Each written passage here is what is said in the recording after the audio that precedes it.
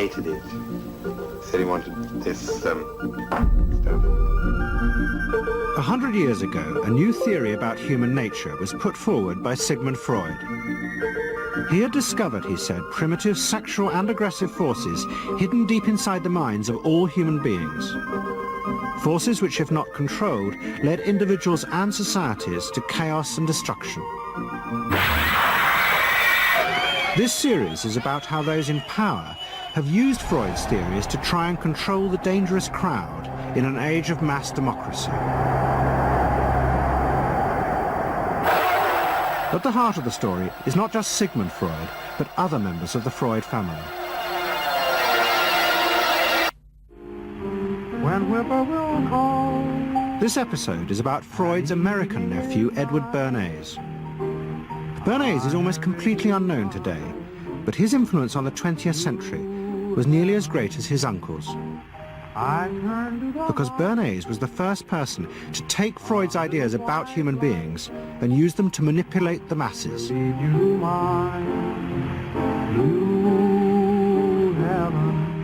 He showed American corporations for the first time how they could make people want things they didn't need by linking mass-produced goods to their unconscious desires.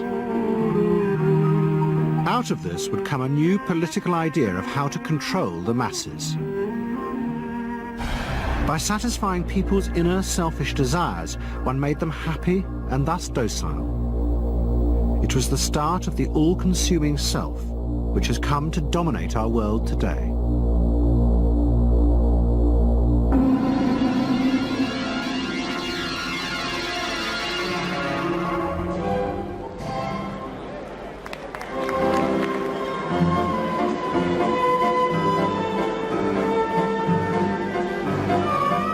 Freud's ideas about how the human mind works have now become an accepted part of society, as have psychoanalysts. Every year, the psychotherapist ball is held in a grand palace in Vienna. This is the psychotherapy ball. Psychotherapists come, some advanced patients come, or former patients come, and many other people, friends, but also people from the Viennese society who like to go to a nice, elegant, comfortable ball. But it was not always so. 100 years ago, Freud's ideas were hated by Viennese society.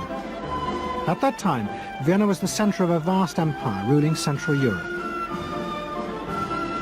And to the powerful nobility of the Habsburg court, Freud's ideas were not only embarrassing, but the very idea of examining and analyzing one's inner feelings was a threat to their absolute control.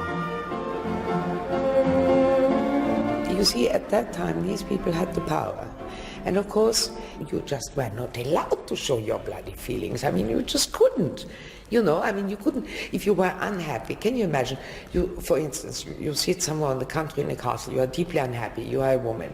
You couldn't go to your maid and cry on her shoulders, or you couldn't go into the village and complain, you know, about your feelings. I mean, you couldn't, it was like selling yourself to somebody. You just couldn't, you know, because they had to respect you. Now, of course, Freud, you see, put that thought very much into question, because you see, to examine yourself, you would have to put a lot of other things into question, your society, everything what surrounds you. And that wasn't a good thing at that time. Why not? Because your self-created empire, to a certain extent, would have fallen into bits much earlier already. But what frightened the rulers of the empire even more was Freud's idea that hidden inside all human beings were dangerous instinctual drives. Freud had devised a method he called psychoanalysis. By analyzing dreams and free association, he had unearthed, he said, powerful sexual and aggressive forces, which were the remnants of our animal past. Feelings we repressed because they were too dangerous. Freud devised a method for exploring a hidden part of the mind, which we nowadays call the unconscious, which a part that is totally unknown to our consciousness, that there exists a barrier in all our minds which prevents these hidden and unwelcome impulses of the unconscious from emerging. Good night.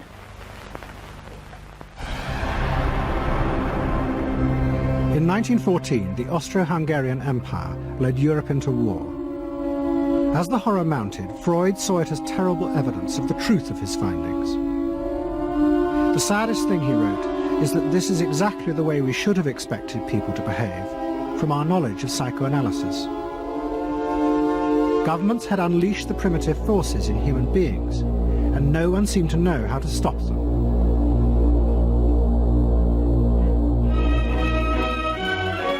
At that time, Freud's young nephew, Edward Bernays, was working as a press agent in America. His main client was the world-famous opera singer Caruso, who was touring the United States.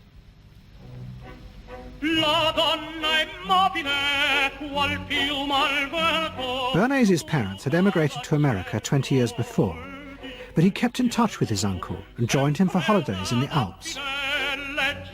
But Bernays was now about to return to Europe for a very different reason. On the night that Caruso opened in Toledo, Ohio, America announced it was entering the war against Germany and Austria. As a part of the war effort, the US government set up a Committee on Public Information, and Bernays was employed to promote America's war aims in the press. The President, Woodrow Wilson, had announced that the United States would fight not to restore the old empires, but to bring democracy to all of Europe. And Bernays proved extremely skillful in promoting this idea, both at home and abroad. And at the end of the war, he was asked to accompany the President to the Paris Peace Conference. Then, to my surprise, they asked me to go over with Woodrow Wilson to the peace conference. And at the age of maybe 26, I was in Paris for the entire time of the peace conference that was held in the suburb of Paris, and we worked to make the world safe for democracy. That was a big slogan. Wilson's reception in Paris astounded Bernays and the other American propagandists. Their propaganda had portrayed Wilson as a liberator of the people, a man who would create a new world in which the individual would be free. They had made him a hero of the masses. And as he watched the crowd surge around Wilson, Bernays began to wonder whether it would be possible to do the same type of mass persuasion, but in peacetime. When I came back to the United States, I decided that if you could use propaganda for war, you could certainly use it for peace. And propaganda got to be a bad word because of the Germans using it. So what I did was to try to find some other words. So we found the word Council on Public Relations. Bernays returned to New York and set up as a public relations counsel in a small office off Broadway. It was the first time the term had ever been used. Since the end of the 19th century, America had become a mass industrial society, with millions clustered together in the cities. Bernays was determined to find a way to manage and alter the way these new crowds thought and felt. To do this, he turned to the writings of his uncle Sigmund. While in Paris, Bernays had sent his uncle a gift of some Havana cigars. In return, Freud had sent him a copy of his general introduction to psychoanalysis. Bernays read it, and the picture of hidden irrational forces inside human beings fascinated him. He wondered whether he might make money by manipulating the unconscious. What Eddie got from Freud was indeed this idea that there is a lot more going on in human decision-making, not only among individuals, but even more importantly among groups, than this idea that information drives behavior. And so Eddie began to formulate this idea that you had to look at things that would play to people's irrational emotions And you see, that moved Eddie immediately into a different category from other people in his field and most government officials and managers of the day who thought if you just hit people with all this factual information, they would look at that and say, oh, of course. And Eddie knew that was not the way the world worked. Bernays set out to experiment with the minds of the popular classes. His most dramatic experiment was to persuade women to smoke. At that time, there was a taboo against women smoking, and one of his early clients, George Hill, the president of the American Tobacco Corporation, asked Bernays to find a way of breaking it. He said, we're losing half of our market because men have invoked a taboo against women smoking in public. Can you do anything about that? I said, let me think about it. And then I said, have I your permission to see a psychoanalyst to find out what cigarettes mean to women? He said, what'll it cost? So I called up Dr. Brill, A.A. Brill, who was a leading psychoanalyst in New York at that time. How come you didn't call your uncle? Why didn't you call your uncle? Because he was in Vienna. A.A. Brill was one of the first psychoanalysts in America, and for a large fee he told Bernays that cigarettes were a symbol of the penis and of male sexual power. He told Bernays that if he could find a way to connect cigarettes with the idea of challenging male power, then women would smoke, because then they would have their own penises. Every year, New York held an Easter Day parade to which thousands came, and Bernays decided to stage an event there. He persuaded a group of rich debutantes to hide cigarettes under their clothes. Then they should join the parade, and at a given signal from him, they were to light up the cigarettes dramatically. Bernays then informed the press that he had heard that a group of suffragettes were preparing to protest by lighting up what they called torches of freedom. He knew this would be an outcry, and he knew that all of the photographers would be there to capture this moment. And so he was ready with a phrase which was torches of freedom. And so here you have a symbol, women, young women, debutantes, smoking a cigarette in public with a phrase that means anybody who believes in this kind of equality pretty much has to support them in the ensuing debate about this, because torches of freedom. I mean, what's on all American coins? It's liberty. She's holding up the torch, you see? And so all of this is there together. There's emotion, there's memory, there's a rational phrase, even though it's using a lot of emotional elements. It's a phrase that works in a rational sense. All of this is together.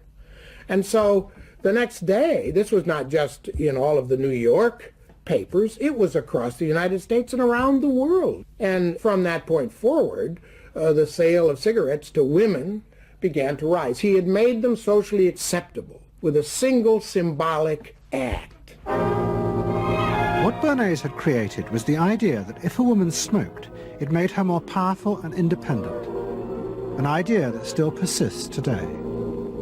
Embrace me, my sweet embrace. It made him realize that it was possible to persuade people to behave irrationally if you link products to their emotional desires and feelings. The idea that smoking actually made women freer was completely irrational, but it made them feel more independent. It meant that irrelevant objects could become powerful emotional symbols of how you wanted to be seen by others. Eddie Bernays saw the way to sell product was not to sell it to your intellect, that you ought to buy an automobile, but that you will feel better about it if you have this automobile. I think he originated that idea, that they weren't just purchasing something, but they were engaging themselves emotionally or personally in the product or service. That it's not, you think you need a new piece of clothing, but you'll feel better with the piece of clothing. That was his contribution in a very real sense. We see it all over the place today, but I think he originated the idea of the emotional connect to a product or service. What Bernays was doing fascinated America's corporations. They had come out of the war rich and powerful, but they had a growing worry.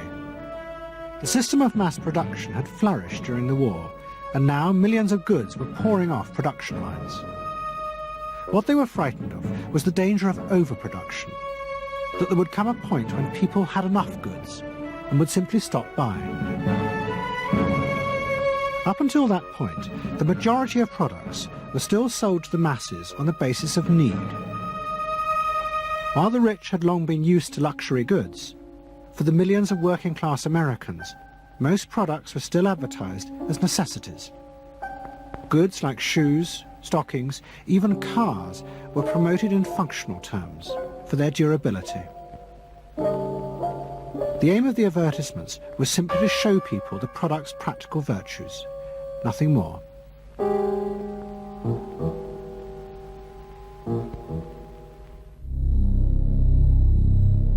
What the corporations realized they had to do was transform the way the majority of Americans thought about products. One leading Wall Street banker, Paul Mazur of Lehman Brothers, was clear about what was necessary. We must shift America, he wrote, from a needs to a desires culture. People must be trained to desire, to want new things even before the old have been entirely consumed. We must shape a new mentality in America.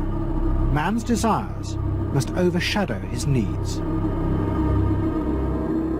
Prior to that time, there was no American consumer. There was the American worker, and there was the American owner, and they manufactured and they saved and they ate what they had to, and the people shopped for what they needed. And while the very rich may have bought things they didn't need, most people did not. And Mazur envisioned a break with that, where you would have things that you didn't actually need, but you wanted, as opposed to needed. And the man who would be at the center of changing that mentality for the corporations was Edward Bernays. Bernays really is the guy within the United States, more than anybody else, who sort of brings to the table psychological theory as something that is an essential part of how, from the corporate side, of how we are going to appeal to the masses effectively. And the whole sort of merchandising establishment and sales establishment is ready for Sigmund Freud. I mean, they are ready for understanding what motivates the human mind. And so that there's this real openness to Bernays' techniques being used to sell products to the masses. Beginning in the early 20s, the New York banks funded the creation of chains of department stores across America. They were to be the outlets for the mass-produced goods, and Bernays' job was to produce the new type of customer. Bernays began to create many of the techniques of mass consumer persuasion that we now live with. He was employed by William Randolph Hearst to promote his new women's magazines, and Bernays glamorized them by placing articles and advertisements that linked products made by others of his clients to famous film stars like Clara Bow, who was also his client. Bernays also began the practice of product placement in the movies, and he dressed the stars at the film's premieres with clothes and jewellery from other firms he represented. He was, he claimed, the first person to tell car companies they could sell cars as symbols of male sexuality. He employed psychologists to issue reports that said products were good for you, and then pretended they were independent studies.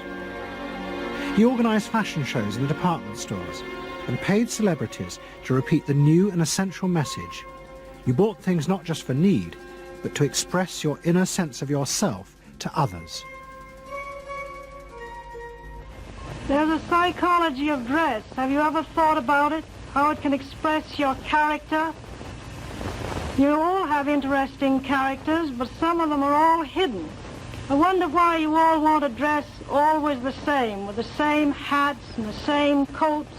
I'm sure all of you are interesting and have wonderful things about you, but looking at you in the street, you all look so much the same.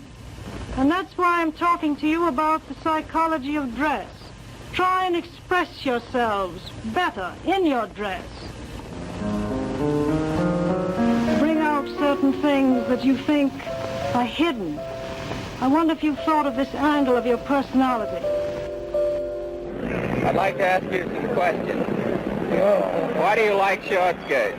Oh, because there's more to see. More to see, eh? What good does that do you? It makes you more attractive. Does?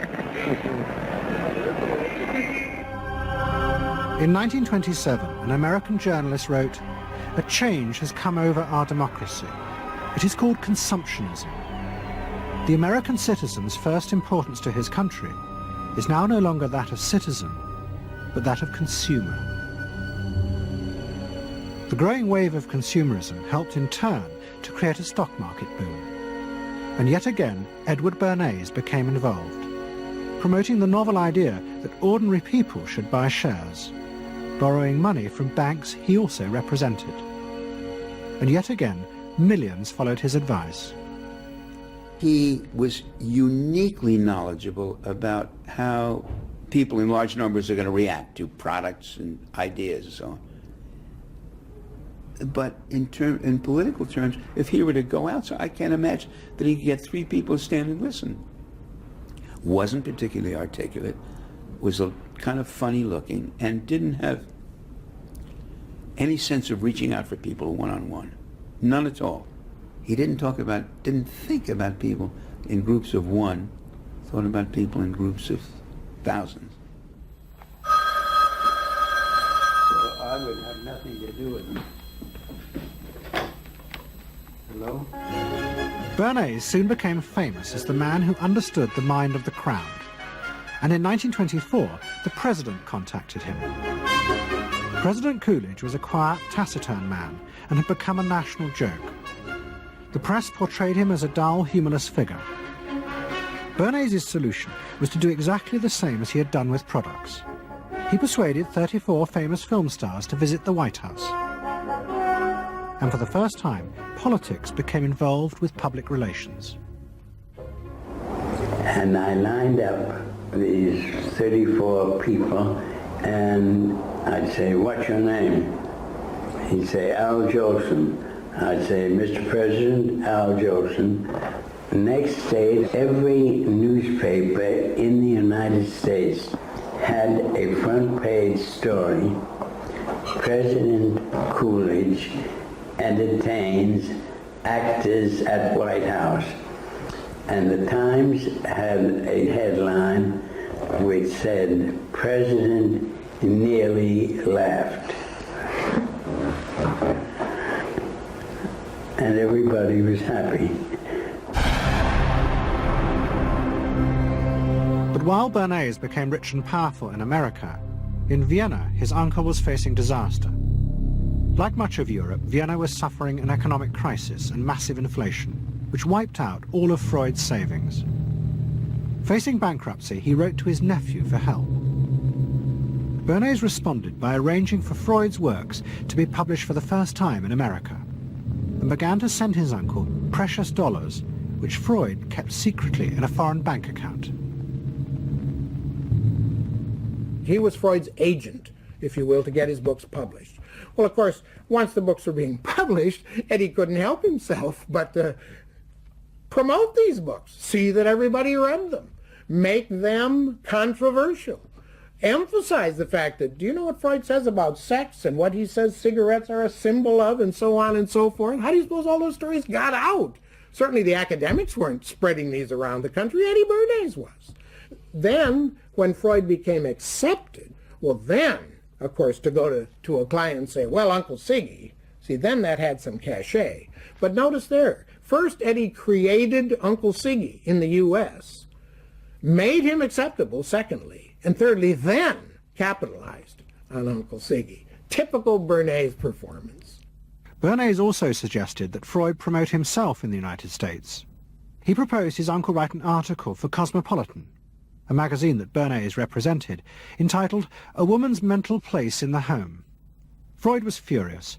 Such an idea, he said, was unthinkable. It was vulgar, and anyway, he hated America. Freud was now becoming increasingly pessimistic about human beings. In the mid-20s, he retreated in the summers to the Alps, sometimes staying in an old hotel, the Pension Moritz in Berchtesgaden. It is now a ruin. Freud began to write about group behavior, about how easily the unconscious aggressive forces in human beings could be triggered when they were in crowds. Freud believed he had underestimated the aggressive instincts in human beings. They were far more dangerous than he had originally thought. After World War I, Freud was basically a pessimist. He felt that man is an impossible creature, a very, very sadistic and bad species, and did not believe that man can be improved.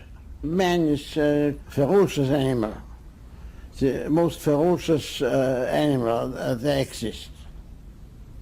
They enjoy torturing and killing, and he didn't like man. The publication of Freud's works in America had an extraordinary effect on journalists and intellectuals in the 1920s. What fascinated and frightened them was the picture Freud painted of submerged, dangerous forces lurking just under the surface of modern society. Forces that could erupt easily to produce the frenzied mob which had the power to destroy even governments. It was this they believed had happened in Russia. To many, this meant that one of the guiding principles of mass democracy was wrong. The belief that human beings could be trusted to make decisions on a rational basis. The leading political writer, Walter Lippmann, argued that if human beings were in reality driven by unconscious, irrational forces, then it was necessary to rethink democracy. What was needed was a new elite who could manage what he called the bewildered herd. This would be done through psychological techniques that would control the unconscious feelings of the masses. So here you have Walter Lippmann, probably the most influential political thinker in the United States, who is essentially saying that the basic mechanism of the mass mind is unreason, is irrationality, is animality. He believes that the mob in the street, which is how he sees ordinary people, are people who are driven not by their minds but by their spinal cords. The notion of kind of animal drives, unconscious instinctual drives lurking beneath the surface of civilization. And so they started looking towards psychological science as a way of understanding the mechanisms by which the popular mind works, specifically with the goal of figuring out how to understand how to apply those mechanisms to strategies for social control. Edward Bernays was fascinated by Lippmann's arguments and also saw a way to promote himself by using them. In the 1920s, he began to write a series of books which argued that he had developed the very techniques Lippmann was calling for. By stimulating people's inner desires and then sating them with consumer products, he was creating a new way to manage the irrational force of the masses. He called it the engineering of consent.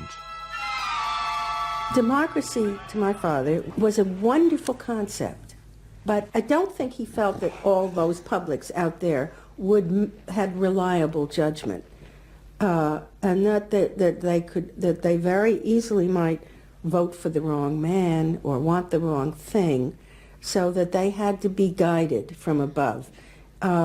It's enlightened despotism in a sense. You appeal to their desires and their unrecognized longings, that sort of thing. That you can tap into their deepest desires or their deepest fears and use that to your own purposes. And then, in 1928, a president came to power who agreed with Bernays. President Hoover was the first politician to articulate the idea that consumerism would become the central motor of American life. After his election, he told a group of advertisers and public relations men, "You have taken over the job of creating desire and have transformed people into constantly moving happiness machines. machines which have become the key to economic progress. What was beginning to emerge in the 1920s was a new idea of how to run mass democracy. At its heart was the consuming self, which not only made the economy work, but was happy and docile, and so created a stable society. Both Bernays and Littman's concept of managing the masses takes the idea of democracy and it turns it into a palliative. It turns it into giving people some kind of feel-good medication that will respond to an immediate pain or an immediate yearning, but will not alter the objective circumstances one iota. I mean, democracy really, the idea of democracy at its heart was about changing the relations of power that had governed the world for so long. And Bernays' concept of democracy was one of maintaining the relations of power, even if it meant that one needed to sort of stimulate the psychological lives of the public. And in fact, in his mind, that was what was necessary. That if you can keep stimulating the irrational self, then leadership can basically go on doing what it wants to do. Bernays now became one of the central figures in a business elite that dominated American society and politics in the 1920s. He also became extremely rich and lived in a suite of rooms in one of New York's most expensive hotels, where he gave frequent parties. Oh my goodness, he had a home in the corner suite of the Sherry Netherland Hotel. And here's this wonderful suite with all these windows looking out on Central Park and across at the plaza and on the square. And he would use this place to hold a soiree. The mayor would come. All the media leaders would come, the political leaders, the business leaders, the people in the arts. I mean, it was a who's who. People wanted to know Eddie Bernays because, you know, he himself became a sort of a famous man, a sort of a magician who could make these things happen. He knows everybody. He knows the mayor and he knows the senator and he calls politicians on the telephone as if he did get literally a high or a bang out of doing what he did. And that's fine, but it can be a little hard on the people around you, especially when you make other people feel stupid. People who worked for him were stupid, and children were stupid, and if people did things in a way that he wouldn't have done them, they were stupid. It was a word that he used over and over and over, dope and stupid. And the masses? They were stupid.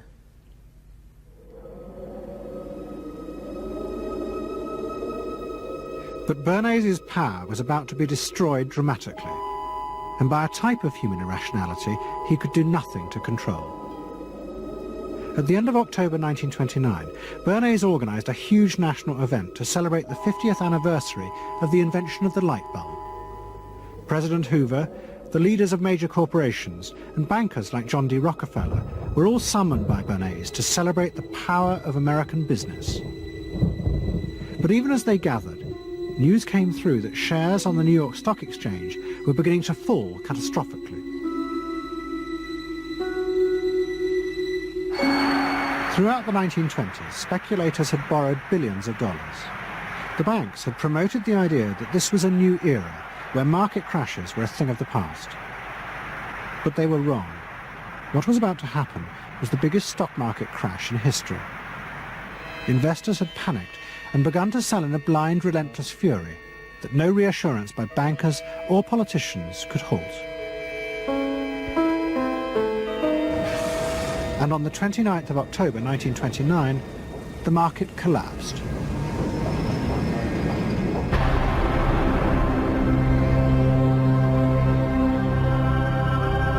The effect of the crash on the American economy was disastrous. Faced with recession and unemployment, millions of American workers stopped buying goods they didn't need. The consumer boom that Bernays had done so much to engineer disappeared, and he and the profession of public relations fell from favour. Bernays' brief moment of power seemed to be over.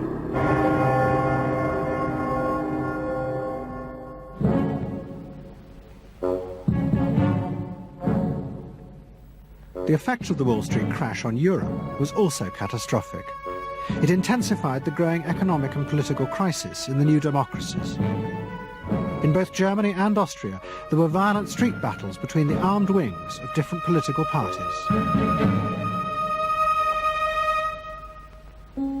Against this backdrop, Freud, who was suffering from cancer of the jaw, retreated yet again to the Alps. He wrote a book called Civilization and Its Discontents. It was a powerful attack on the idea that civilization was an expression of human progress.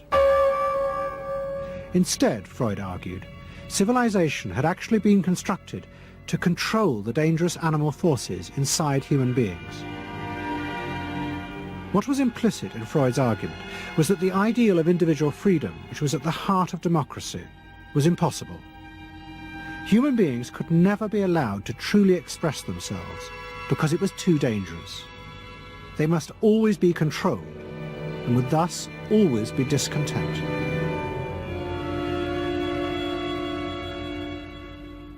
Man doesn't want to be civilized, and he is civilization brings discontent, but it is necessary to survive. Otherwise he couldn't survive. So he must be discontent, because this would be the only way to keep him within limits. But what did Freud think about the idea of the equality of man? He didn't believe in it.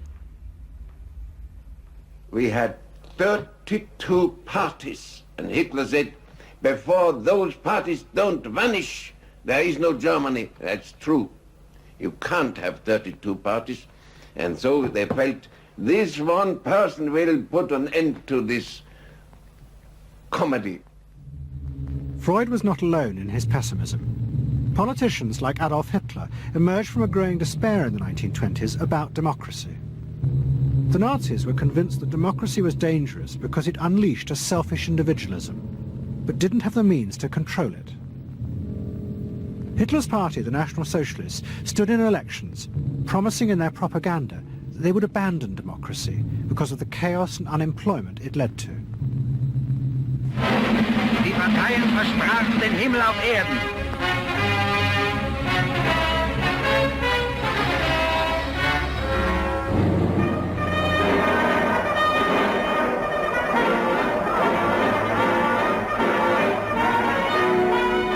In March 1933, the National Socialists were elected to power in Germany, and they set out to create a society that would control human beings in a different way. One of their first acts was to take control of business. The planning of production would in future be done by the state. The free market was too unstable, as the crash in America had proved. Workers' leisure time was also planned by the state through a new organization called Strength Through Joy. One of its mottos was service, not self.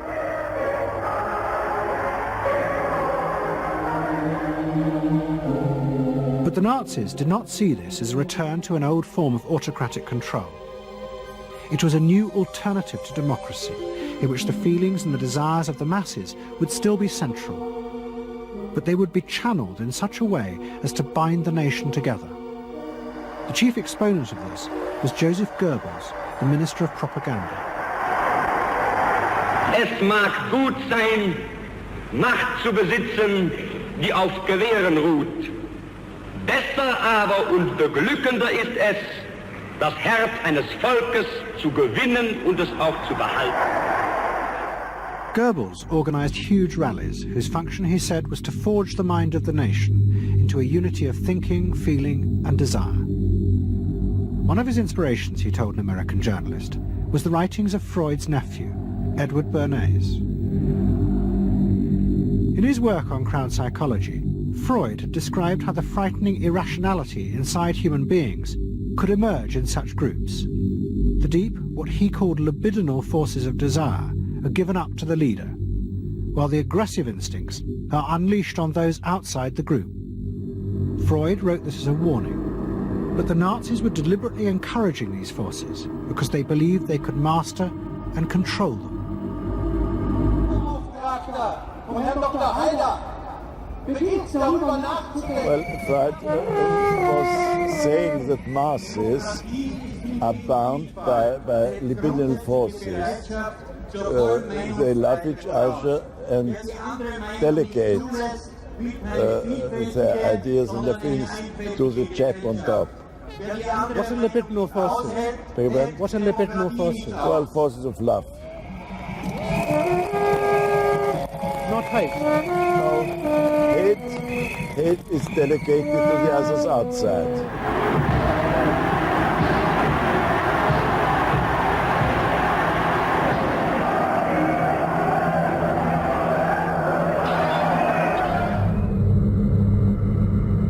It's the mob.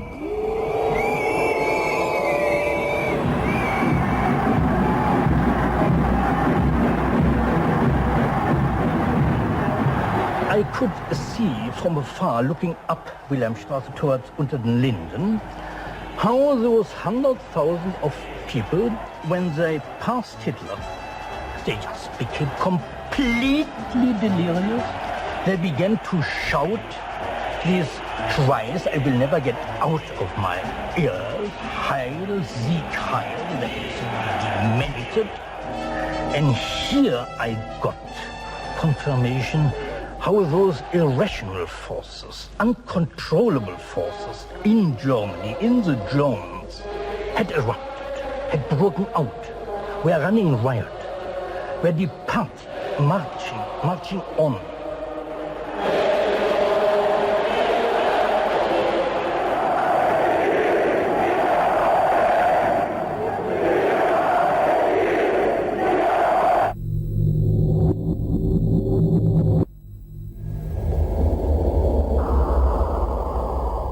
And in America too, democracy was under threat from the force of the angry mob. The effect of the stock market crash had been disastrous. There was growing violence as an angry population took out their frustration on the corporations who were seen to have caused this disaster. Then, in 1932, a new president was elected who was also going to use the power of the state to control the free market. But his aim was not to destroy democracy, but to strengthen it. And to do this, he was going to develop a new way of dealing with the masses. I am prepared, under my constitutional duty, to recommend the measures that a stricken nation in the midst of a stricken world may require. But in the event that the national emergency is still critical, I shall not evade the clear course of duty that will then confront me. I shall ask the Congress for the one remaining instrument to meet the crisis: broad executive power.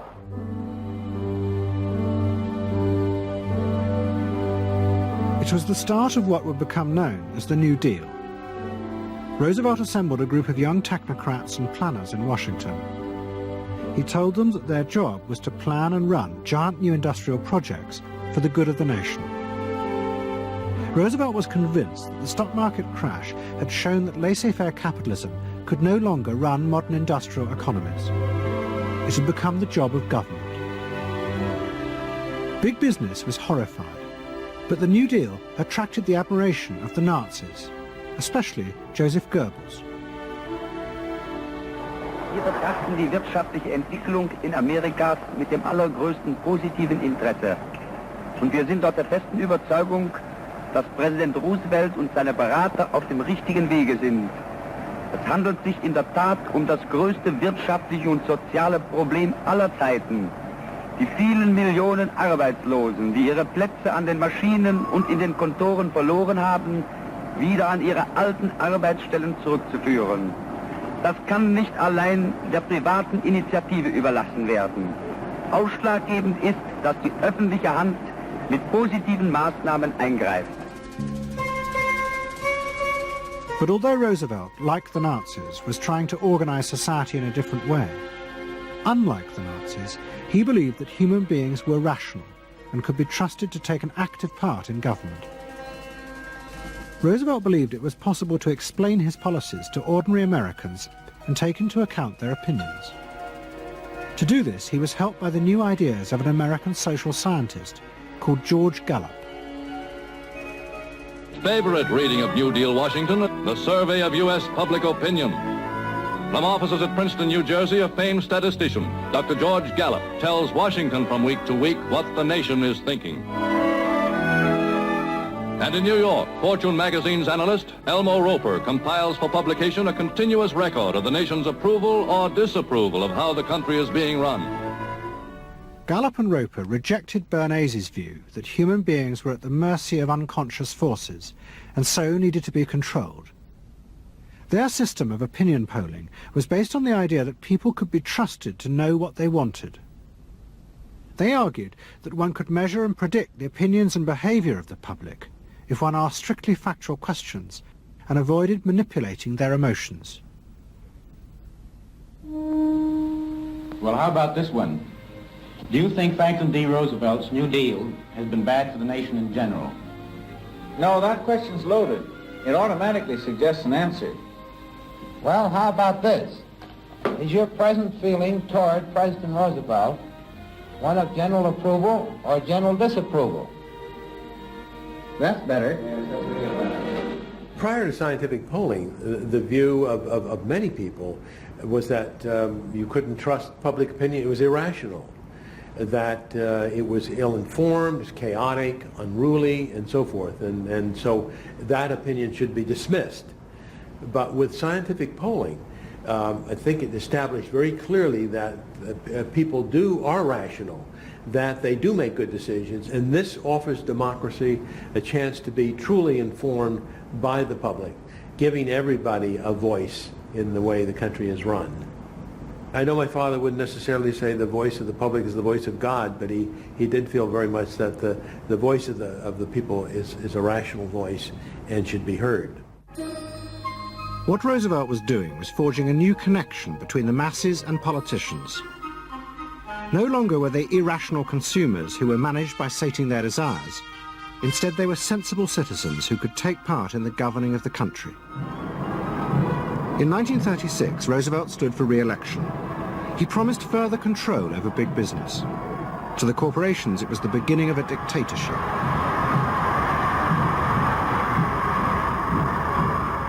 Roosevelt interferes with private enterprise and is running the country into debt for generations to come. The way to get recovery is to let business alone. But Roosevelt was triumphantly re-elected. It looks, my friends, like a real landslide this time. So please let me thank you again and tell you that I hope to see you all very soon and bid you an affectionate good night. Faced with this, business now decided to fight back, to regain power in America. At the heart of the battle would be Edward Bernays and the profession he had invented, public relations.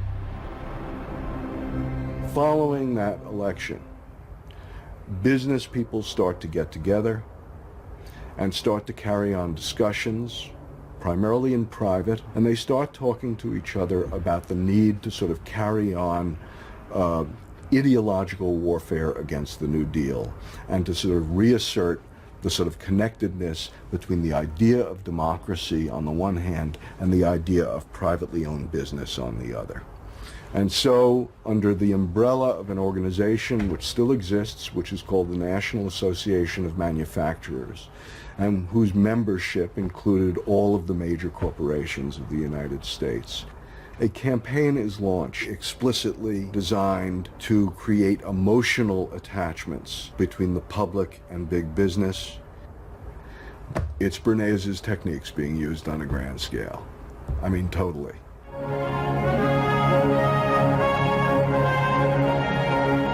General Motors' Parade of Progress, traveling the high roads and byroads of America, bringing to millions of Americans in their own hometown the fascinating story behind modern industry, showing... The campaign set out to show dramatically that it was business, not politicians, who had created modern America. A better mode of living for all of us.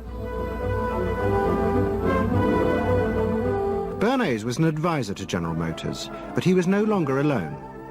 The industry he had founded now flourished as hundreds of public relations advisors organized a vast campaign.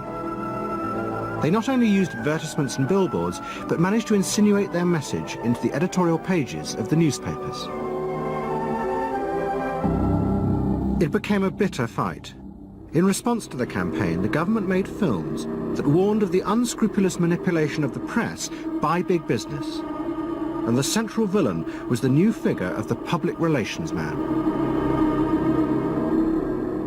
They tried to achieve their ends by working entirely behind the scenes, corrupting and deceiving the public. The aims of such groups may be either good or bad, so far as the public interest is concerned, but their methods are a grave danger to democratic institutions. The films also showed how the responsible citizen could monitor the press themselves. They could create a chart that analyzed the reporting for signs of hidden bias. But such earnest instruction was to be no match for the powerful imagination of Edward Bernays. He was about to help create a vision of the utopia that free market capitalism would build in America if it was unleashed. Somewhere over the rainbow, way up. In 1939, New York hosted the World's Fair. Edward Bernays was a central advisor. He insisted that the theme be the link between democracy and American business.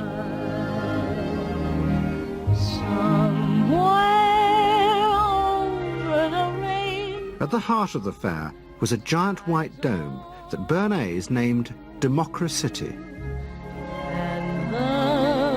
And the central exhibit was a vast working model of America's future, constructed by the General Motors Corporation.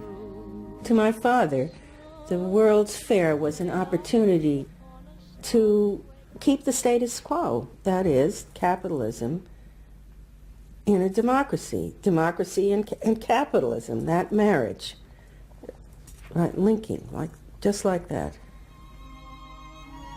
He did that by manipulating people and getting them to think that you couldn't have real democracy in anything but a capitalist society, which was capable of doing anything, of creating these wonderful highways, of making, moving pictures inside everybody's house, of telephones that didn't need cords, of sleek roadsters. I mean, it was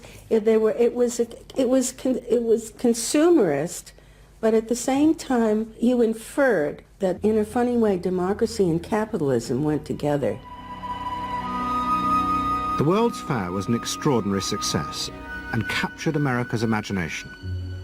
The vision it portrayed was of a new form of democracy, in which business responded to people's innermost desires in a way politicians could never do.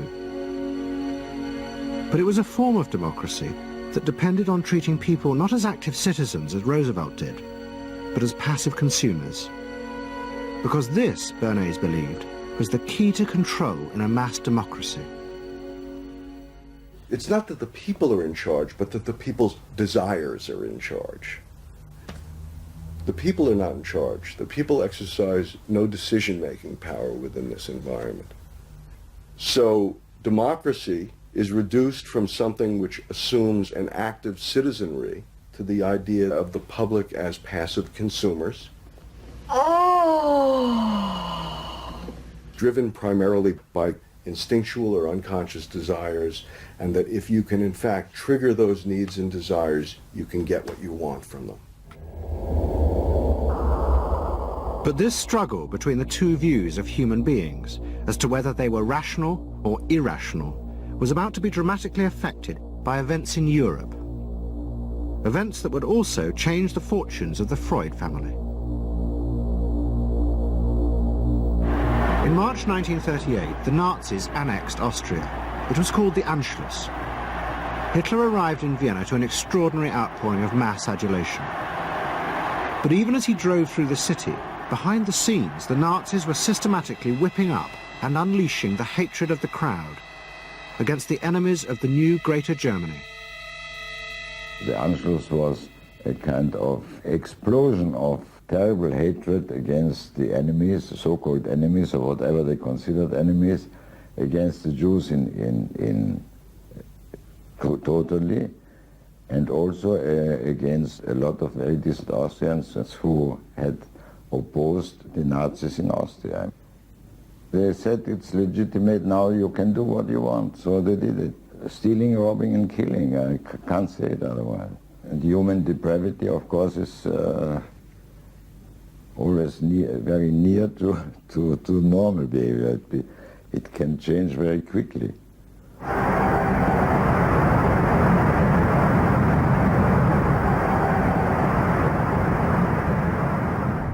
As the violence and assassinations raged in Vienna, Freud decided he had to leave. His aim was to go to Britain, but he knew that Britain, like many countries, was refusing entry to most Jewish refugees. But help came from the leading psychoanalyst in Britain, Ernest Jones. He was in the same ice skating club as the Home Secretary, Sir Samuel Hoare, and Jones persuaded Hoare to issue Freud a British work permit. And in May 1938, Freud, his daughter Anna, and other members of his family set off for London.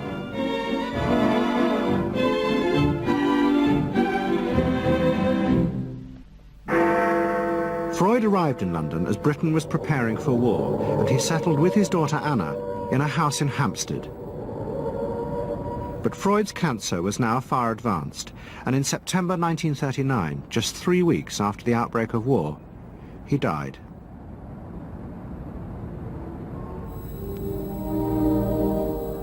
The Second World War would utterly transform the way governments saw democracy and the people they governed.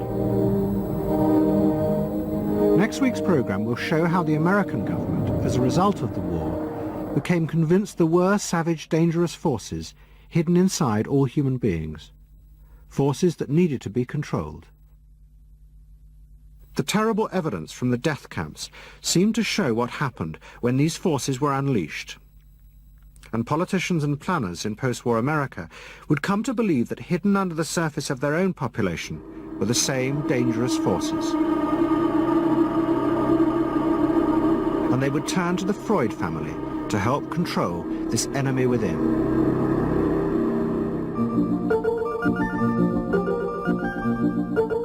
And ever adaptable, Edward Bernays would work not just for the American government, but the CIA. And Sigmund Freud's daughter Anna would also become powerful in the United States, because she believed that people could be taught to control the irrational forces within them. Out of this would come vast government programs to manage the inner psychological life of the masses.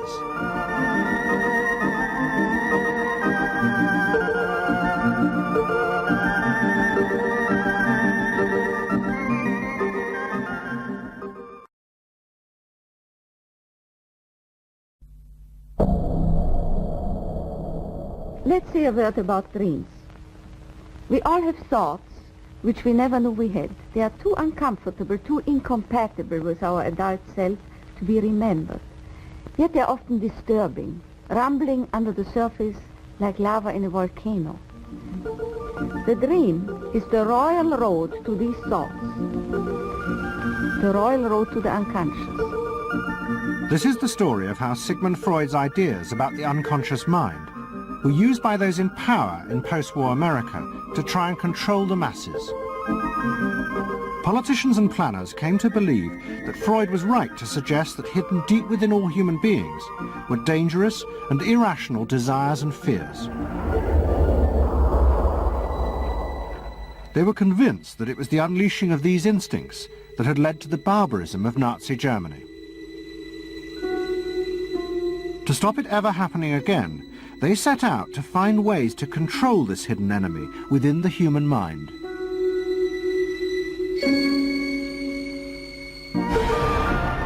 At the heart of the story are Sigmund Freud's daughter Anna and his nephew Edward Bernays, who had invented the profession of public relations.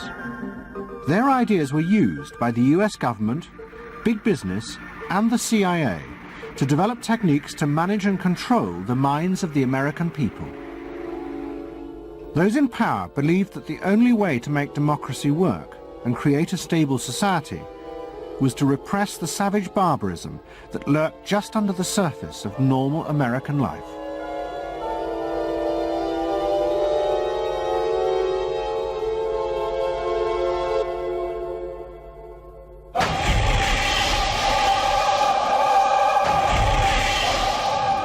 The story begins in the middle of the fierce fighting of the Second World War. As the fighting intensified, the American army was faced by an extraordinary number of mental breakdowns among its troops. 49% of all soldiers evacuated from combat were sent back because they suffered from mental problems. In desperation, the army turned to the new ideas of psychoanalysis. They made a film record of the experiment using hidden cameras. It says here on your record that you had headaches and that you had crying spells. Yes, sir. I believe in your profession is called nostalgia. In other words, homesickness. Yes, sir. Mm-hmm. It was induced when shortly before the war I received a picture of my sweetheart. Yes.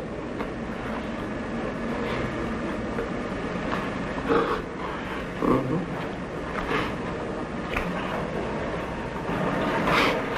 I'm sorry, I can't continue. That's all right.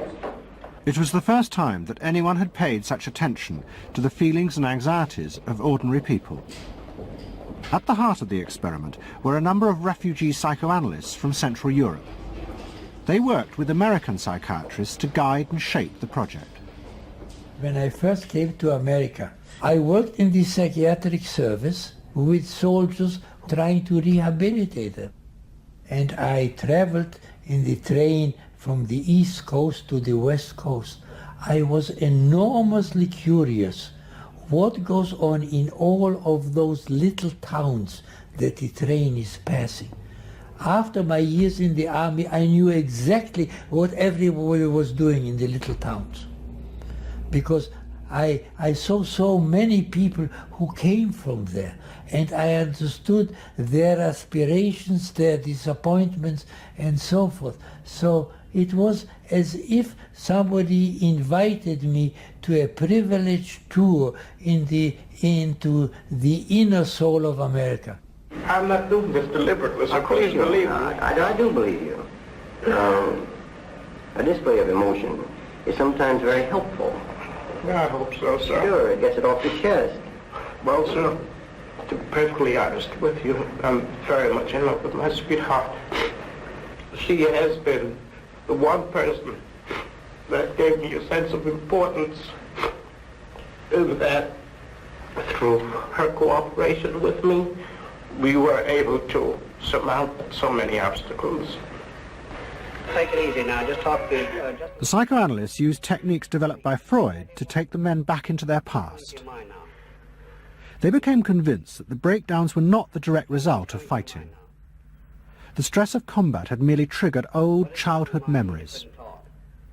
These were memories of the men's own violent feelings and desires, which they had repressed because they were too frightening. Think deeply. Let's go back. When was it you... To the psychoanalysts, it was overwhelming proof of Freud's theory that underneath human beings were driven by primitive, irrational forces. You want that? World War II was a major shattering experience because I discovered the enormous role of the irrational in the lives of most people. Yeah, that I can say, that I learned that the ratio between the irrational and the rational in America is very much in favor of the irrational. That there is much greater unhappiness, much more suffering, much more. A sadder country than one would imagine it from the advertisements that you get. A much more problematic country.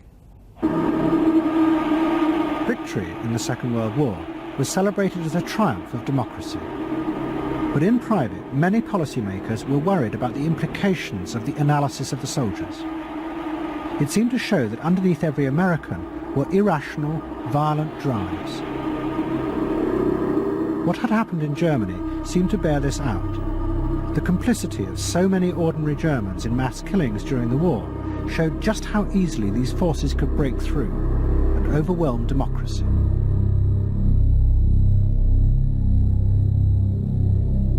Planners and policymakers had been convinced by their experiences during World War II that human beings could act very irrationally because of this sort of teeming and raw and unpredictable emotionality, the kind of chaos that lived at the base of human personality could, in fact, infect the society, social institutions, to such a point that the society itself would become sick.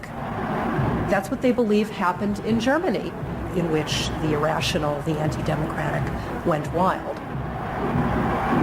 Well, it was a vision of human nature as incredibly destructive, and they were terrified that Americans would in fact behave that way, or were capable of behaving that way, and they wanted to avoid a rerun of that.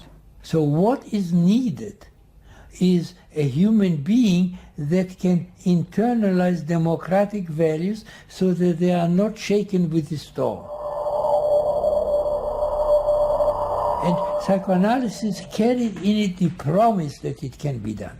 It opened up new vistas as to how the inner structure of the human being can be changed so that he becomes a more vital, free supporter and maintainer of democracy.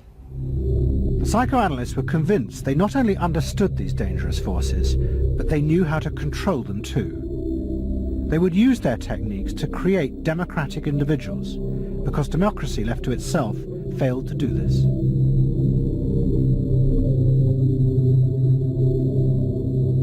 The source of this idea was not only Sigmund Freud, but his youngest daughter, Anna. She had fled with her father to London before the outbreak of war, and after he died, Anna Freud became the acknowledged leader of the world psychoanalytic movement. She saw her job as to fulfill her father's dream of making his ideas accepted throughout the world. At the center of the Freud movement stood Tante Anna, because she managed to work herself into that position.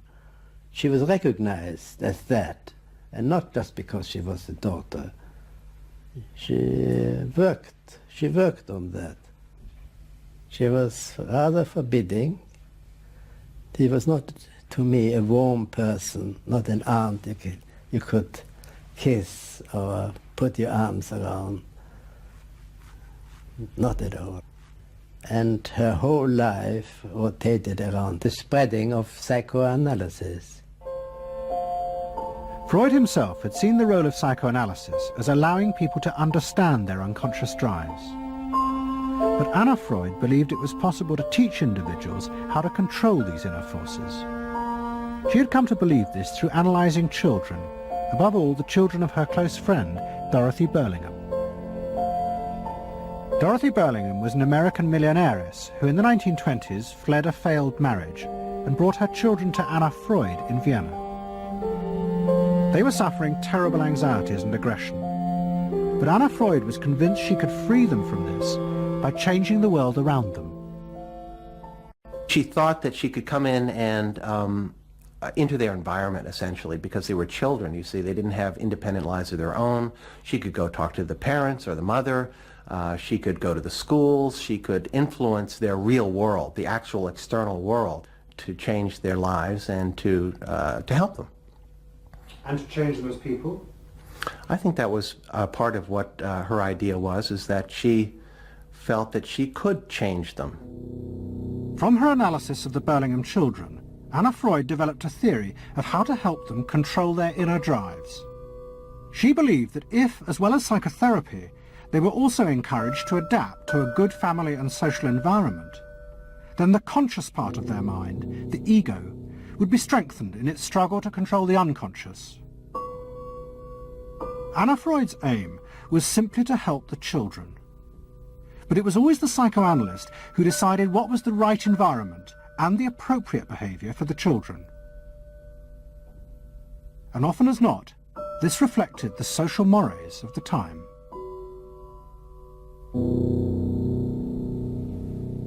In my father's case, they were concerned that he would be a homosexual.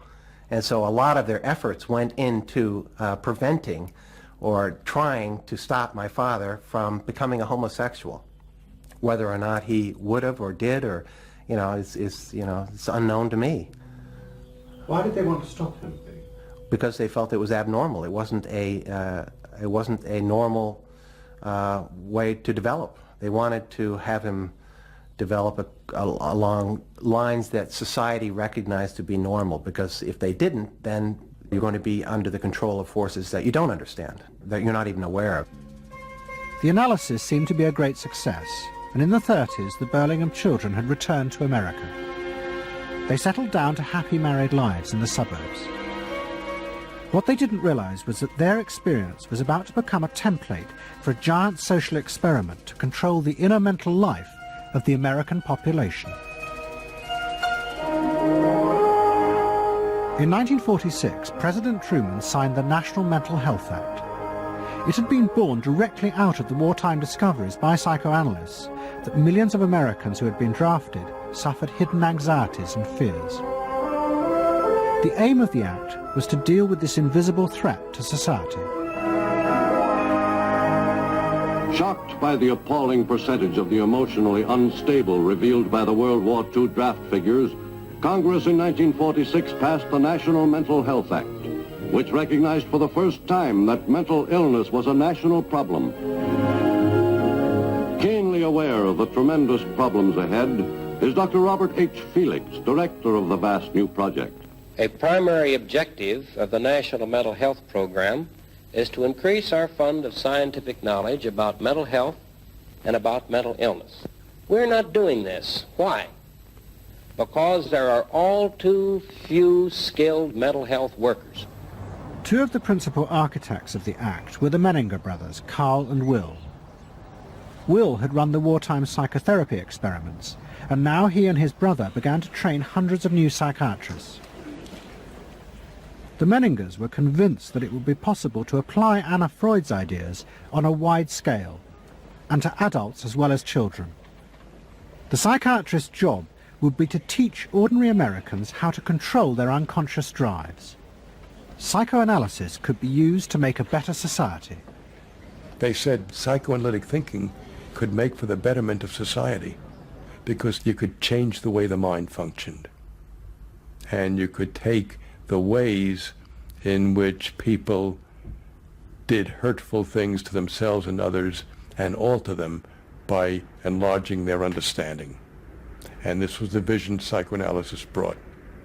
That you could really change people. That you could really change people. And you could change them almost in limitless ways.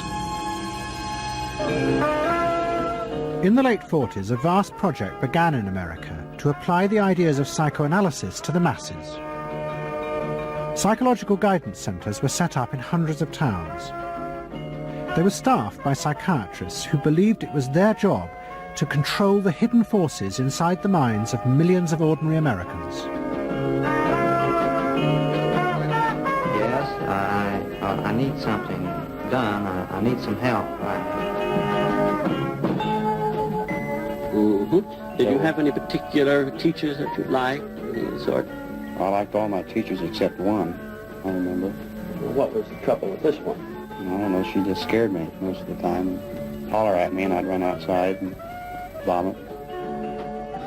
I hate my brother. Loathe him. Despise him. At the same time, thousands of counselors were trained to apply psychoanalysis to marriage guidance. And social workers were sent out to visit people's homes and advise on the psychological structure of family life. Behind all this was the fundamental idea of Anna Freud's, that if people were encouraged to conform to the accepted patterns of family and social life, then their ego would be strengthened. They would be able to control the dangerous forces within them. When your emotions control your actions, it affects not only yourself, but the people around you. And if this sort of flare-up is repeated often, it might lead to a permanently warped personality. You can control the fire of your emotions so that your personality becomes more pleasant.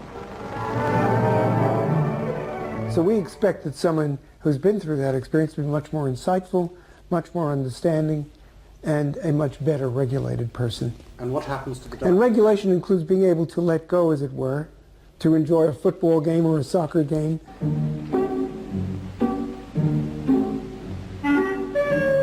A more understanding, yes, rational, but also appropriately emotional person. The regulatory aspects of the human mind would really be in charge. Instead of being overwhelmed by our passions and by our darker impulses. That one would be master or mistress of one's own passions. They just felt that the road to happiness was in adapting to the external world in which they lived. That people could be uncrippled from their own neurotic conflicts and impulses, that they would not engage in self-destructive behavior, that they would in fact adapt to the reality about them. They never questioned the reality. They never questioned that it might itself be a source of evil or something to which you could not adapt without compromise or without suffering or without exploiting yourself in some way. So there was this fit with the politics of the day. And a balance of emotions is important to a well-rounded personality. But it was only the beginning of the rise to power of psychoanalysis in America. Psychoanalysts were about to move into big business and use their techniques not just to create model citizens, but model consumers. Last week's episode showed how Freud's American nephew, Edward Bernays, had been the first to convince American corporations that they could sell products by connecting them with people's unconscious feelings. But now, a group of psychoanalysts were going to take what Bernays had begun and invent a whole range of techniques to get inside and manage the unconscious mind of the consumer. They were led by Ernest Dichter. Dichter had practiced next door to Freud in Vienna, but he had come to America and set up the Institute for Motivational Research in an old mansion north of New York. This is the Institute for Motivational Research, a place devoted to the intriguing business of finding out why people behave as they do, why they buy as they do, why they respond to advertising as they do. And this is Dr. Ernest Dichter. We don't go out and ask directly, why do you buy, why don't you? What we try to do instead is to understand the total personality, the self-image of the customer. We use all the resources of modern social sciences. It opens up some stimulating psychological techniques for selling any new product. Like the other psychoanalysts, Dichter believed that American citizens were fundamentally irrational beings. They could not be trusted. Their real reasons for buying products were rooted in unconscious desires and feelings. And Dichter wanted to find ways to uncover what he called the secret self of the American consumer. He was trying to get out of people's mind the unconscious motivations that they had for purchasing. These could be sexual, they could be psychological, they could be sociological, they could be a demand for status, a demand for recognition. There were things that people couldn't verbalize or wouldn't verbalize because they were too secret to them. They were too much a part of their nature, and they would be embarrassed. They would be embarrassed if they came out and said things like this. He would interview people, but not ask them direct questions, but let them talk freely like you do in psychoanalysis. And that was his background. And so he said, why can't we have a group therapy session about products? All right? And so Dichter built this room up above his garage, and he said we can have psychoanalysis of products. They can actually act out and verbalize their wants and needs. What we're going to do is try a couple of these salad dressings. Now let's see what happens. Here is our typical housewife. She doesn't follow the instructions. And they could be observed and watched, and other people could comment, and they could talk about it, and everybody could join in. He was the first to do this. This was absolutely the first thing that was ever done. And he had a movie projector up there where you could show advertisements and things like that, and people could react to them. And he invented the whole technique for mining the unconscious about the hidden psychological wants that people had about products. This became the focus group. It worked! Dichter's breakthrough came with a focus group study he did for Betty Crocker Foods. Like many food manufacturers in the early 50s, they had invented a new range of instant convenience foods. But although consumers had told market researchers they would welcome the idea, in fact they were refusing to buy them. The worst problem was the Betty Crocker cake mix. Dichter did a series of focus groups where housewives free associated about the cake mix. He concluded that they felt unconscious guilt at the new image being promoted of ease and convenience. In other words, he understood that the barrier to the consumption of the product was the housewife's feeling of guilt about using it. They basically, on one hand, wanted to make it easy for themselves, but they felt guilty about it. So what you've got to do in those circumstances is remove the barrier being guilt. The way you do that is to give the housewife a greater sense of participation. And how do you do that? By adding an egg. Simple as that. As simple as that. Dichter told Betty Crocker to put an instruction on the packet that the housewife should add an egg. It would be an unconscious symbol, he said, of the housewife mixing in her own eggs as a gift to her husband, and so would lessen the guilt. Betty Crocker did it, and the sales soared. My cake is ready. The consumer may have basic needs that the consumer himself or herself doesn't fully understand. You have to know what those needs are in order to fully exploit the consumer. Is it wrong to give people what they want by taking away their defenses, helping remove their defenses? It seems so much longer than last year. It is. Nearly 4 inches longer in some models. Oh! Dichter's success led to a rush by corporations and advertising agencies to employ psychoanalysts. They became known as the Depth Boys, and they promised to show companies how to make millions by connecting their products with people's hidden desires. Dichter himself became a millionaire, famous for inventing slogans like "a tiger in your tank." Even the marketing of the Barbie doll came from a children's focus group. And so it goes. But Dichter was convinced that this was far more than just selling. Like Anna Freud, he believed that the environment could be used to strengthen the human personality. And products had the power both to sate inner desires and give people a feeling of common identity with those around them. It was a strategy for creating a stable society. Dichter called it the strategy of desire.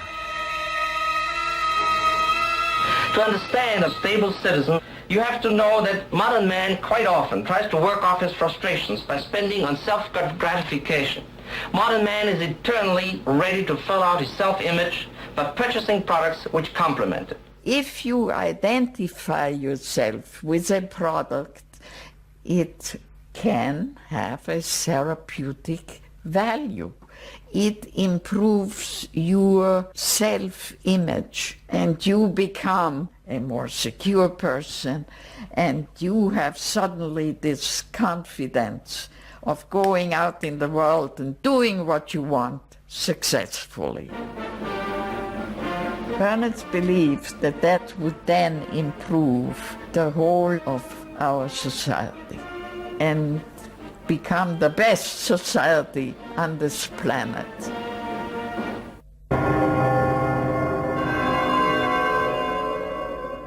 By the early 50s, the ideas of psychoanalysis had penetrated deep into American life. The psychoanalysts themselves became rich and powerful. Many had consulting rooms overlooking Central Park in New York. Politicians and famous writers like Arthur Miller and Tennessee Williams became their patients. They were seeking not just help, but to understand the hidden roots of human behavior. We were sought after. Washington was interested in what we think. You know, the important writers, important politicians were undergoing psychoanalysis. It was, we had waiting lists because there were so many patients that wanted to be analyzed. So it gave us a little bit of a swellhead. And as the psychoanalysts' ideas took hold in America, a new elite began to emerge in politics, social planning, and in business. What linked this elite was the assumption that the masses were fundamentally irrational. To make a free market democracy like America work, one had to use psychological techniques to control mass irrationality. They actually believed that this elite was necessary because individual citizens were not capable, if left alone, of being democratic citizens. The elite was necessary in order to create the conditions that would produce individuals capable of behaving as a good consumer and also behaving as a democratic citizen. They didn't see their activities as anti-democratic, as undermining the capacity of individual citizens for democracy. Quite the opposite. They understood that they were creating the conditions for democracy's survival and future. Anna Freud had never intended that her ideas be used in such a way, but she happily accepted the rise to power of psychoanalysis in America. She remained in England, living with Dorothy Burlingham. On the surface, it was an idyllic life. She and Dorothy had bought a weekend cottage on the Suffolk coast. And in the summers, Dorothy's children came from America to visit with the grandchildren. But underneath, things were going badly wrong. Both Bob and Mabby Burlingham, who Anna Freud had analysed in the 1930s, had suffered personal breakdowns, and their marriages were collapsing. Bob was drinking heavily, and Mabby suffered terrible anxieties. The real reasons for the visits to England were yet more analysis with Anna Freud. Well, the problem was that it didn't look very good, did it? Because here you have somebody who's having nervous breakdowns and is having alcoholic binges. And this is not exactly, doesn't really sit well. Well, you know, from a humane standpoint, obviously this is not desirable. You know, you want to help these people, but it also had the wider ramifications of everybody in analysis, in analytic circles, knew that Bob and Mabby were guinea pigs. They were the living proof that this was a wonderful process. It was very much swept under the rug. It didn't get out.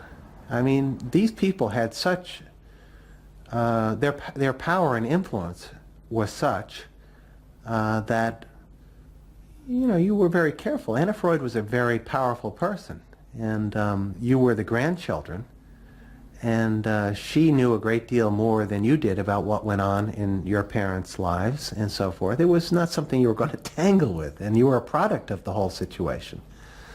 But at the same time, we all knew that something was really out of whack. As she grew older, she became more and more important, didn't she? Politically and scientifically, but she didn't know when to stop. She was a bit too righteous.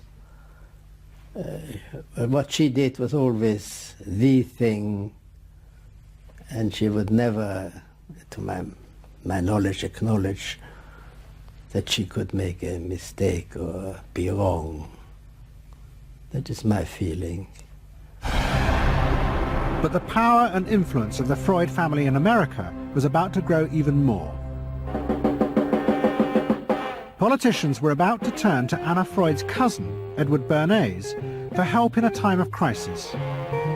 He was going to manipulate the inner feelings and fears of the masses to help America's politicians fight the Cold War. I don't mean to say, and no one can say to you, that there are no dangers. Of course there are risks if we are not vigilant. But we do not have to be hysterical. In 1953, the Soviet Union exploded its first hydrogen bomb, and the fear of nuclear war and communism gripped the United States. Those in power became concerned about how to reassure the population. Committees were set up and public information films made, appealing for calm in the face of new threats, like nuclear fallout. It's the fallacy of devoting 85% of one's worrying capacity to an agent that constitutes only about 15% of an atomic bomb's destroying potential. At this point, Edward Bernays was living in New York. In the 1920s, he had invented the profession of public relations and was now one of the most powerful PR men in America. He worked for most of the major corporations and advised politicians, including President Eisenhower. Like his uncle Sigmund, Bernays was convinced that human beings were driven by irrational forces. The only way to deal with the public was to connect with their unconscious desires and fears. Bernays argued that instead of trying to reduce people's fear of communism, one should actually encourage and manipulate the fear, but in such a way as it became a weapon in the Cold War. Rational argument was fruitless. What my father understood about groups is that they are manipulable, they're malleable, and that you can tap into their deepest desires or their deepest fears and use that to your own purposes. I don't think he felt that all those publics out there had reliable judgment, that they very easily might vote for the wrong man or want the wrong thing, so that they had to be guided from above. One of Bernays' main clients was the giant United Fruit Company. They owned vast banana plantations in Guatemala in Central America. For decades, United Fruit had controlled the country through pliable dictators. It was known as a banana republic. But in 1950, a young officer, Colonel Arbenz, was elected president. He promised to remove United Fruit's control over the country. And in 1953, he announced the government would take over much of their land. It was a massively popular move, but a disaster for United Fruit, and they turned to Bernays to help get rid of Arbenz. United Fruit brings in Bernays, and he basically understood that what United Fruit Company had to do was change this from being a popularly elected government that was doing some things that were good for the people there into this being very close to the American shore, a threat to American democracy, that it being at a time in the Cold War when Americans responded to issues of the Red Scare and what communism might do, he was trying to transform this and brilliantly did transform it into an issue of a communist threat very close to our shores, taking United Fruit again as a commercial client out of the picture and making it look like a question of American democracy, American values being threatened. In reality, Arbenz was a democratic socialist with no links to Moscow. But Bernays set out to turn him into a communist threat to America. He organized a trip to Guatemala for influential American journalists. Few of them knew anything about the country or its politics. Bernays arranged for them to be entertained and to meet selected Guatemalan politicians who told them that Arbenz was a communist controlled by Moscow. During the trip, there was also a violent anti-American demonstration in the capital. Many of those who worked for United Fruit were convinced it had been organized by Bernays himself. He also created a fake independent news agency in America called the Middle American Information Bureau. It bombarded the American media with press releases saying that Moscow was planning to use Guatemala as a beachhead to attack America. All of this had the desired effect. In Guatemala, the Jacob Arbenz regime became increasingly communistic after its inauguration in 1951. Communists in the Congress and high governmental positions controlled major committees, labor and farm groups, and propaganda facilities. They agitated and led in demonstrations against neighboring countries and the United States. What was profoundly new in terms of what Bernays did is he took this menace to our backyard in Guatemala. For the first time, we saw Reds a couple hundred miles from New Orleans who Eddie Bernays had us believing were a true threat to us, that it was going to be a Soviet outpost in our backyard. But what Bernays was doing was not just trying to blacken the Arbenz regime. He was part of a secret plot. President Eisenhower had agreed that America should topple the Arbenz government, but secretly. The CIA were instructed to organize a coup. Working with the United Fruit Company, the CIA trained and armed a rebel army and found a new leader for the country called Colonel Armas. The CIA agent in charge was Howard Hunt, later one of the Watergate burglars. What we wanted to do was have a terror campaign to terrify Arbenz particularly, terrify his troops, much as the German Stuka bombers terrified the population of Holland, Belgium, and Poland at the onset of World War II, and just rendered everybody paralyzed. As planes flown by CIA pilots dropped bombs on Guatemala City, Edward Bernays carried on his propaganda campaign in the American press. He was preparing the American population to see this as the liberation of Guatemala by freedom fighters for democracy. He totally understood that the coup would happen when the public and the press, when conditions in the public and the press allowed for a coup to happen, and he created those conditions. He was totally savvy in terms of just what he was helping create there in terms of this overthrow, but ultimately he was reshaping reality, reshaping public opinion in a way that's undemocratic and manipulative. On June the 27th, 1954, Colonel Arbenz fled the country, and Armas arrived as the new leader. Within months, Vice President Nixon visited Guatemala. In an event staged by United Fruit's PR department, he was shown piles of Marxist literature that had been found, it was said, in the presidential palace. This is the first time in the history of the world that the communist government has been overthrown by the people. And for that we congratulate you and the people of Guatemala for the support they have given. And we are sure that under your leadership, supported by the people whom I have met by the hundreds on my visit to Guatemala, that Guatemala is going to enter a new era in which there will be prosperity for the people together with liberty for the people. Thank you very much for allowing us to see this exhibit of communism in Guatemala. You're welcome. And for dinner, see what Mother has for dessert. Banana gingerbread shortcake. Just another of the many tempting ways in which this nutritious fruit can be prepared. So now that you've seen where bananas come from before they reach your table, our journey to Banana Land is ended. We hope you enjoyed the trip. We know you like bananas. Bernays had manipulated the American people, but he had done so because he, like many others at the time, believed that the interests of business and the interests of America were indivisible, especially when faced with the threat of communism. But Bernays was convinced that to explain this rationally to the American people was impossible, because they were not rational. Instead, one had to touch on their inner fears and manipulate them in the interests of a higher truth. He called it the engineering of consent. He was doing it for the American way of life, and to which he was devoted. So this sincerely devoted, and yet he felt the people were really pretty stupid. And that's the paradox. If you don't leave it up to the people themselves, but force them to choose what you want them to choose, however subtly, then it's not democracy anymore. It's something else. It's being told what to do. It's that old authoritarian thing.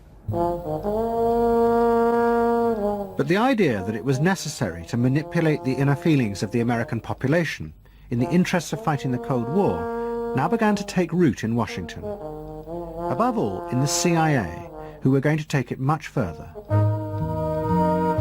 They were concerned that the Soviets were experimenting with psychological methods to actually alter the memories and feelings of people, the aim being to produce more controllable citizens. It was known as brainwashing. Psychologists in the CIA were convinced that this really might be possible, and that they should try to do it themselves. The image of the human being that was being built up at that particular time was that there was a great deal of vulnerability in every human being, and that vulnerability could be manipulated to program somebody to be something that I wanted them to be, and they didn't want to be. that you could manipulate people in such a way that they could be automatons, if you will, for whatever your own purposes were. This was the image that people thought was possible. In the late 50s, the CIA poured millions of dollars into the psychology departments of universities across America. They were secretly funding experiments on how to alter and control the inner drives of human beings. The most notorious of these experiments was run by the head of the American Psychiatric Association, Dr. Ewan Cameron. Like many psychiatrists at that time, Cameron was convinced that inside human beings were dangerous forces which threatened society. But he believed that it was possible not just to control these forces, but actually remove them. He thought that psychiatry should not just concentrate on sick people, mentally ill, but should actually go into government, that politicians should listen to psychiatrists. Psychiatrists should be in every parliament and should direct and monitor political activities, because they knew in a rational, scientific way what was good for people. Cameron had set up a clinic in a hospital in Montreal called the Allen Memorial. It is now long since closed down. Cameron took patients who suffered a wide range of mental problems. His theory was that these resulted from forgotten or repressed memories. But he was impatient with the idea of using psychotherapy to uncover them. Instead, he would simply wipe them. Cameron used drugs, including LSD, and the technique of ECT, electroconvulsive therapy. It was conventionally used at that time to relieve depression. But Cameron was going to use it in a new way, to produce new people. He was really using it to try and change the fundamental function of the individual, to alter their past memories, their past ways of behaving. And as I think he said at one point, it is to just sort of erase everything from their past so that you then had a slate in which you could record new ways of behavior. And so he used massive doses of shock, people receiving several shots a day, and over a course of time, hundreds of ECT treatments, so that they were just reduced to a sort of a very primitive vegetable state. I don't remember what happened to me. I was introduced to Dr. Cameron, and I don't remember Dr. Cameron at all.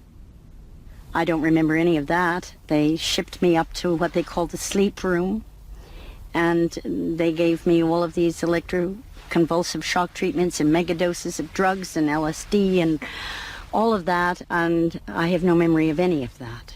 Nothing of that time of the Allen Memorial or any of my life previous to that. All gone. Wiped.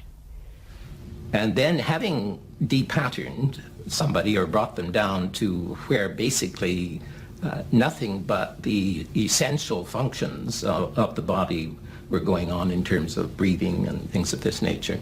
Then he would begin to feed material into these individuals, positive material, such that the brain would be programmed in a positive way, so that the individual would be completely altered. Then he put these tapes under our pillows called psychic driving.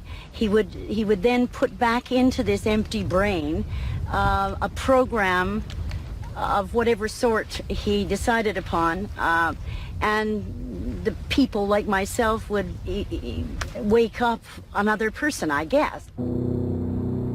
In fact, Cameron's experiments were a complete disaster. All he managed to produce were dozens of individuals with memory loss, and the ability to repeat the phrase, "I am at ease with myself."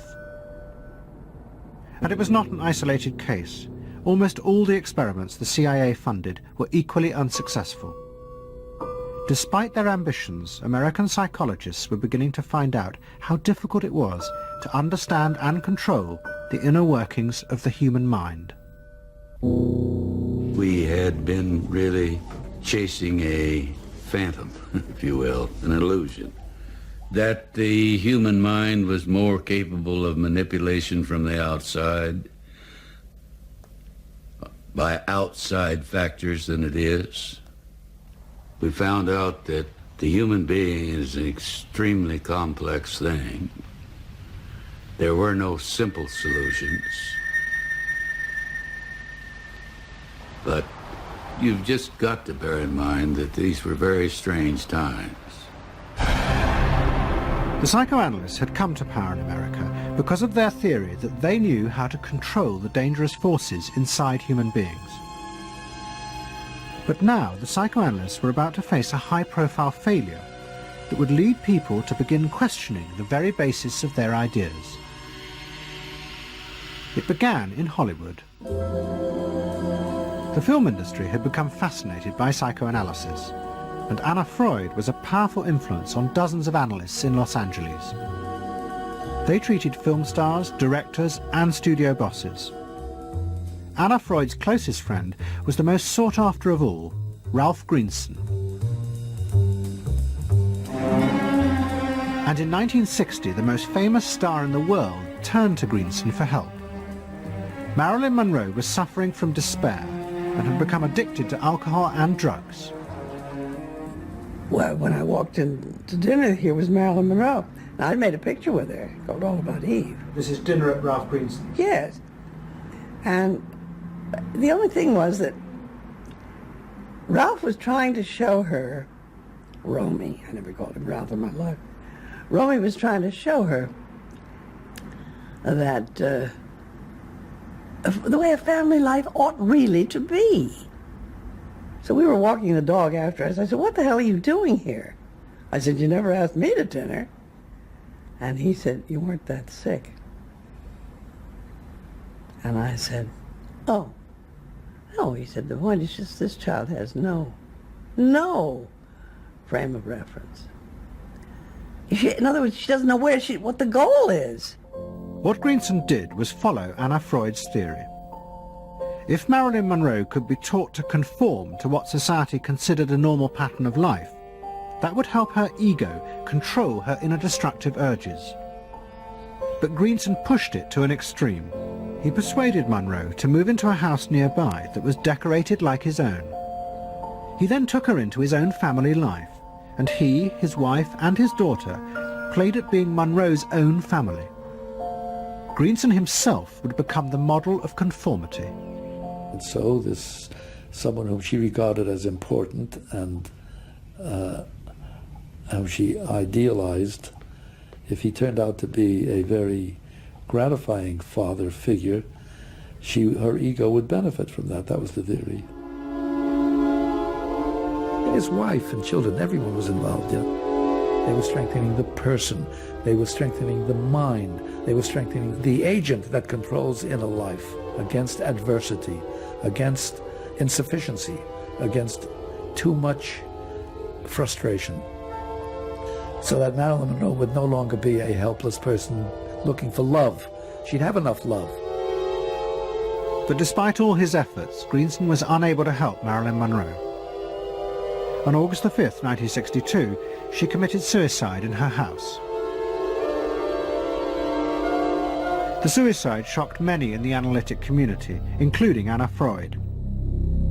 And high-profile figures in American life, who had previously been enthusiasts for psychoanalysis, now began to question why psychoanalysis had become so powerful in America.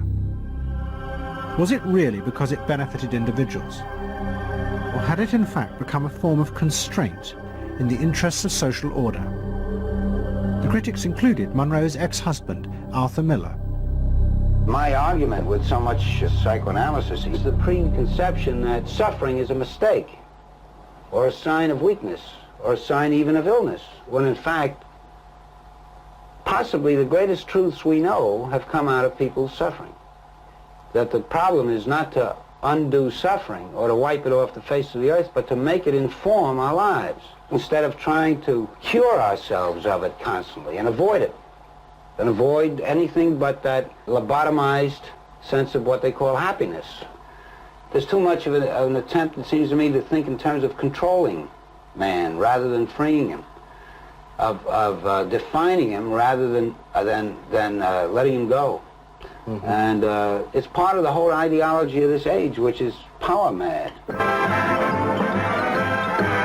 Hey, have you heard about the crazy new way to send a message today? It's flashed on a screen, too quick to see, but still you get it subliminally. At the same time, an onslaught was launched on the way psychoanalysis was being used by business to control people. The first blow came with a bestseller, The Hidden Persuaders, written by Vance Packard. It accused psychoanalysts of reducing the American people to emotional puppets whose only function was to keep the mass production lines running. They did this by manipulating people's unconscious desires to create longings for ever new brands and models. They had turned the population into unwitting participants in the system of planned obsolescence. The second blow came from an influential philosopher and social critic, Herbert Marcuse. He had been trained in psychoanalysis. This is a childish application of psychoanalysis, which does not take at all into consideration the very real political systematic waste of resources, of technology and of the productive process. For example, planned obsolescence. For example, the production of innumerable brands and gadgets who are, in the last analysis, all the same. The production of innumerable different marks of automobiles. And this prosperity at the same time, consciously or unconsciously, leads to a kind of schizophrenic existence. I believe that in this society an incredible quantum of aggressiveness and destructiveness is accumulated precisely because of the empty prosperity, which then simply erupts.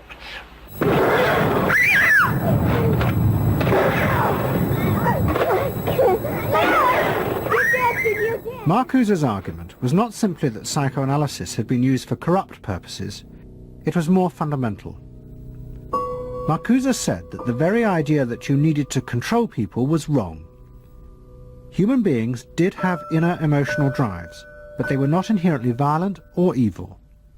It was society that made these drives dangerous by repressing and distorting them.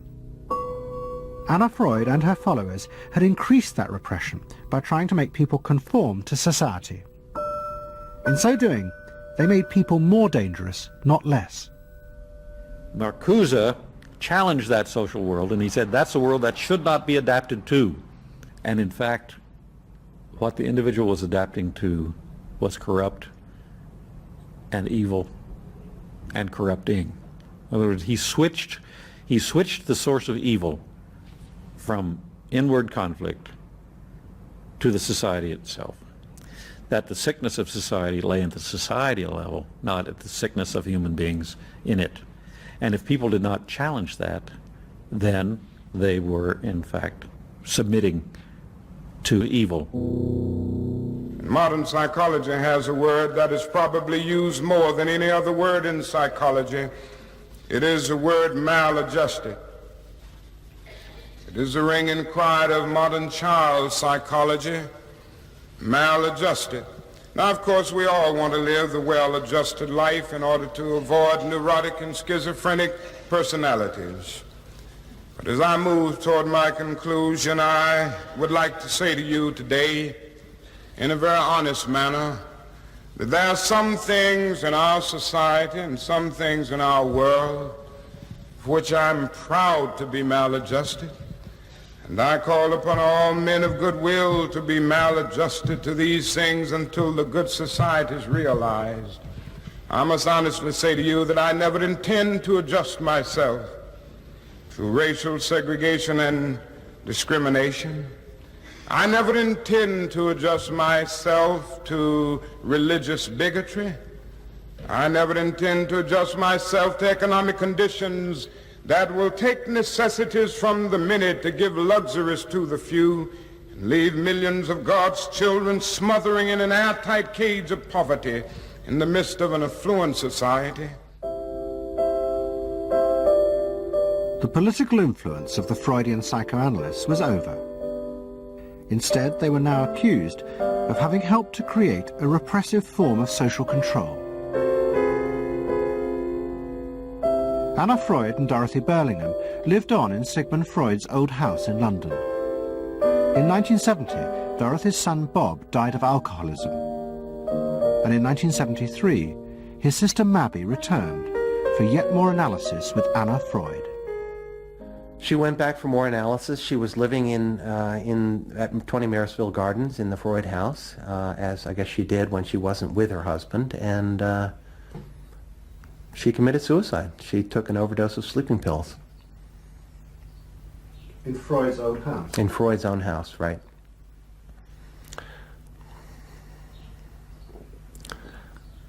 So, I mean, the obvious, there are a lot of implications that one can draw from that, and I just think she happened to reach the end of the rope there. Although it would seem to be a very pointed act. Obviously, suicide is a very politicized act, and to do it in Sigmund Freud's own house is certainly different from doing it in Riverdale back in New York.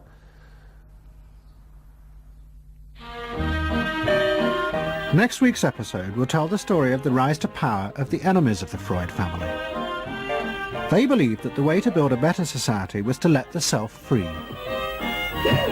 But what they didn't realize was that this idea of liberation would provide business and politics with yet another way to control the self, by feeding its infinite desires. To be lonesome, you know not what it means to be blue.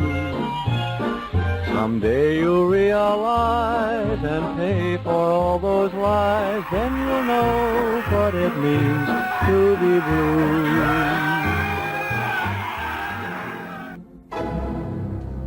Don't settle for anything less than you can be. Make your life a masterpiece. This is a series about how Sigmund Freud's ideas about the unconscious mind have been used by those in power to control the masses in an age of democracy. Last week's episode showed how Freud's ideas spread throughout America in the 1950s. They were promoted by his daughter Anna and by Freud's nephew, Edward Bernays, who invented public relations. He brought Freud's theories into the heart of advertising and marketing. A man like you, I mean, with a car like this. What they both believed was that underneath all human beings was a hidden, irrational self, which needed to be controlled, both for the good of individuals and the stability of society. But the Freuds were about to be toppled from power by opponents who said they were wrong about human nature. The inner self did not need to be repressed and controlled. It should be encouraged to express itself.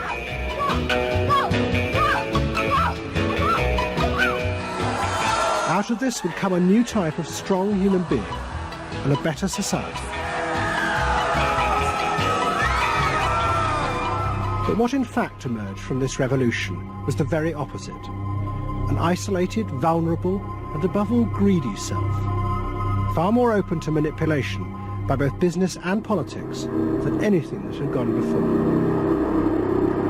Those in power would now control the self, not by repressing it, but by feeding its infinite desires.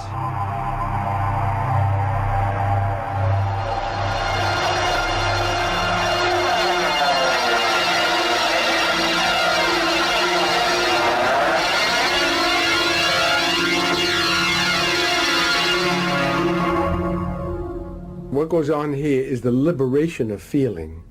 In other words, feelings, not just memories, that have been suppressed. For example, screaming, crying, anger. You get a person who's really angry, and they're going to let it out. No! No! I could kill you. I'm an old man. Listen, I can't get all the strength into this that young people would get if they have those feelings. That wasn't bad. In the 1950s, a small group of renegade psychoanalysts began a new form of therapy. They worked in small rooms in New York City and encouraged their patients to express their feelings openly. I want help. I do. I want help. It was a direct attack on the ideas of the Freudian psychoanalysts, who had become rich and powerful, teaching Americans how to control their feelings.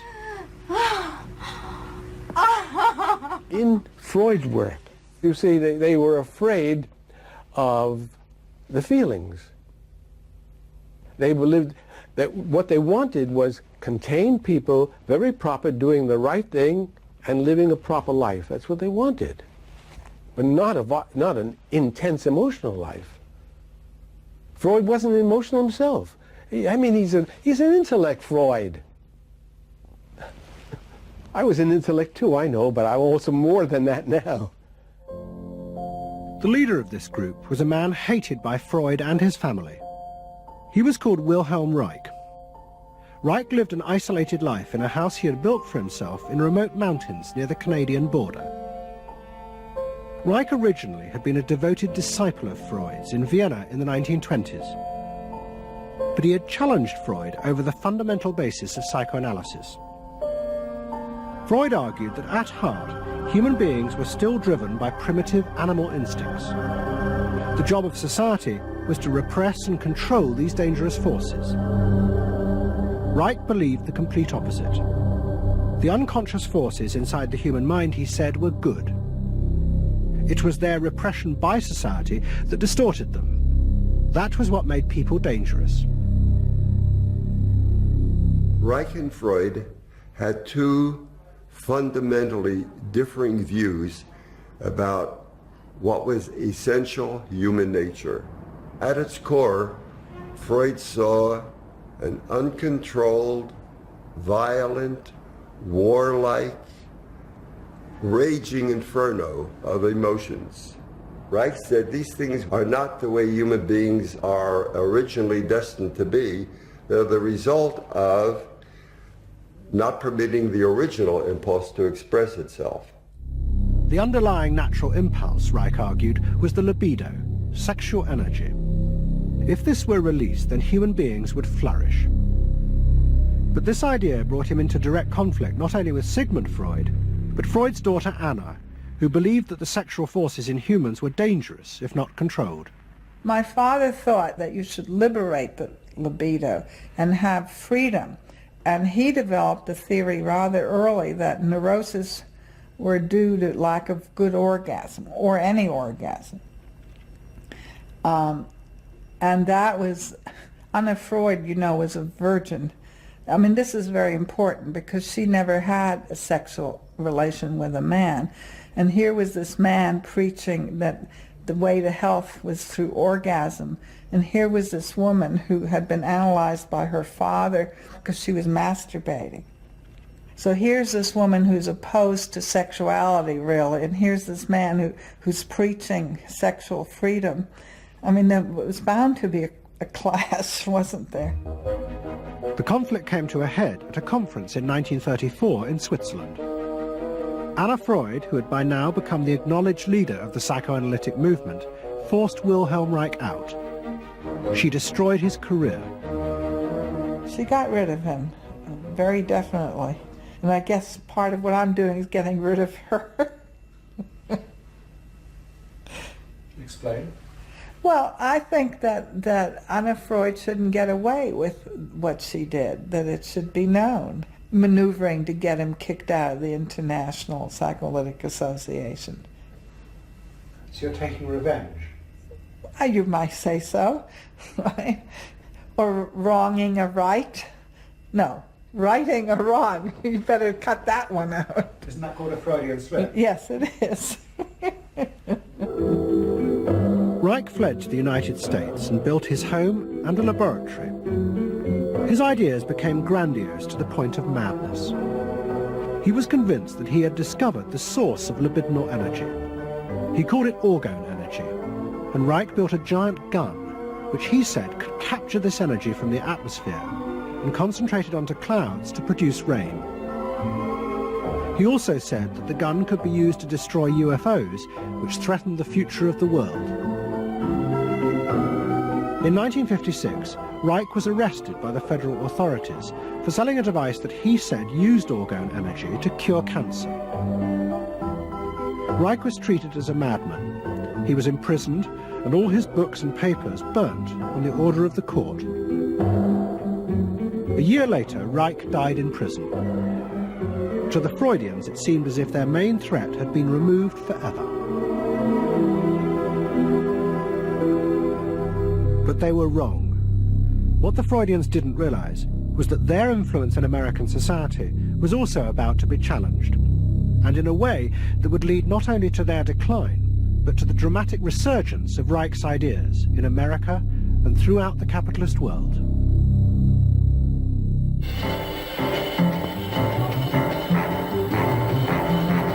The consumer is king. His whim makes or unmakes manufacturers, wholesalers, and retailers. Whoever wins his confidence wins the game. Whoever loses his confidence is lost. By the late 50s, psychoanalysis had become deeply involved in driving consumerism in America. Most advertising companies employed psychoanalysts, and as last week's episode showed, they had created new ways to understand consumers' motives, above all with the focus group, in which consumers free associated their feelings about products. Out of this came new ways to market products by appealing to the hidden unconscious desires of the consumer. Neutral stimulus. Memorability. Sheer deception. Great. Tilt-away steering wheel. Symbolic.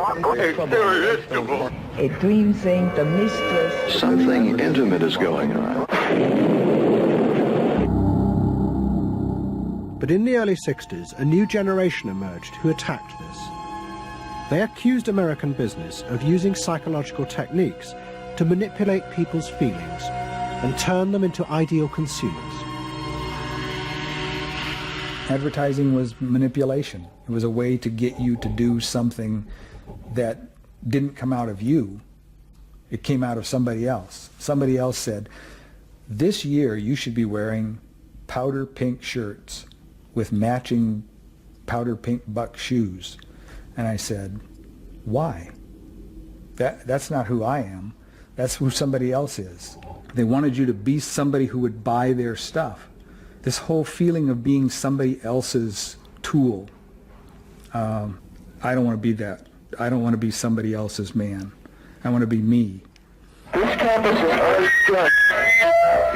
In the mid-60s, a protest movement began on America's campuses. One of the students' main targets was corporate America. They accused the corporations of brainwashing the American public. Consumerism was not just a way of making money, it had become the means of keeping the masses docile, while allowing the government to pursue a violent and illegal war in Vietnam. The student's mentor was a famous radical philosopher called Herbert Marcuse. Marcuse had studied psychoanalysis and was a fierce critic of the Freudians. They had, he said, helped to create a world in which people were reduced to expressing their feelings and identities through mass-produced objects. It resulted in what he called one-dimensional man, conformist and repressed. The psychoanalysts had become the corrupt agents of those who ruled America. It was one of the most striking phenomena to see to what extent the ruling power structure could manipulate, manage and control not only the consciousness but also the subconscious and unconscious of the individuals. And this took place on a psychological basis by the controls and the manipulation of the unconscious primary drives which Freud stipulated. Think about it, dear American people out there. You hear him now? You're all brainwashed, kiddies. You're all brainwashed. That's why you're here. They're saying right now, kill the bum. Look, I look at you in the living room. You know, you're saying, kill me.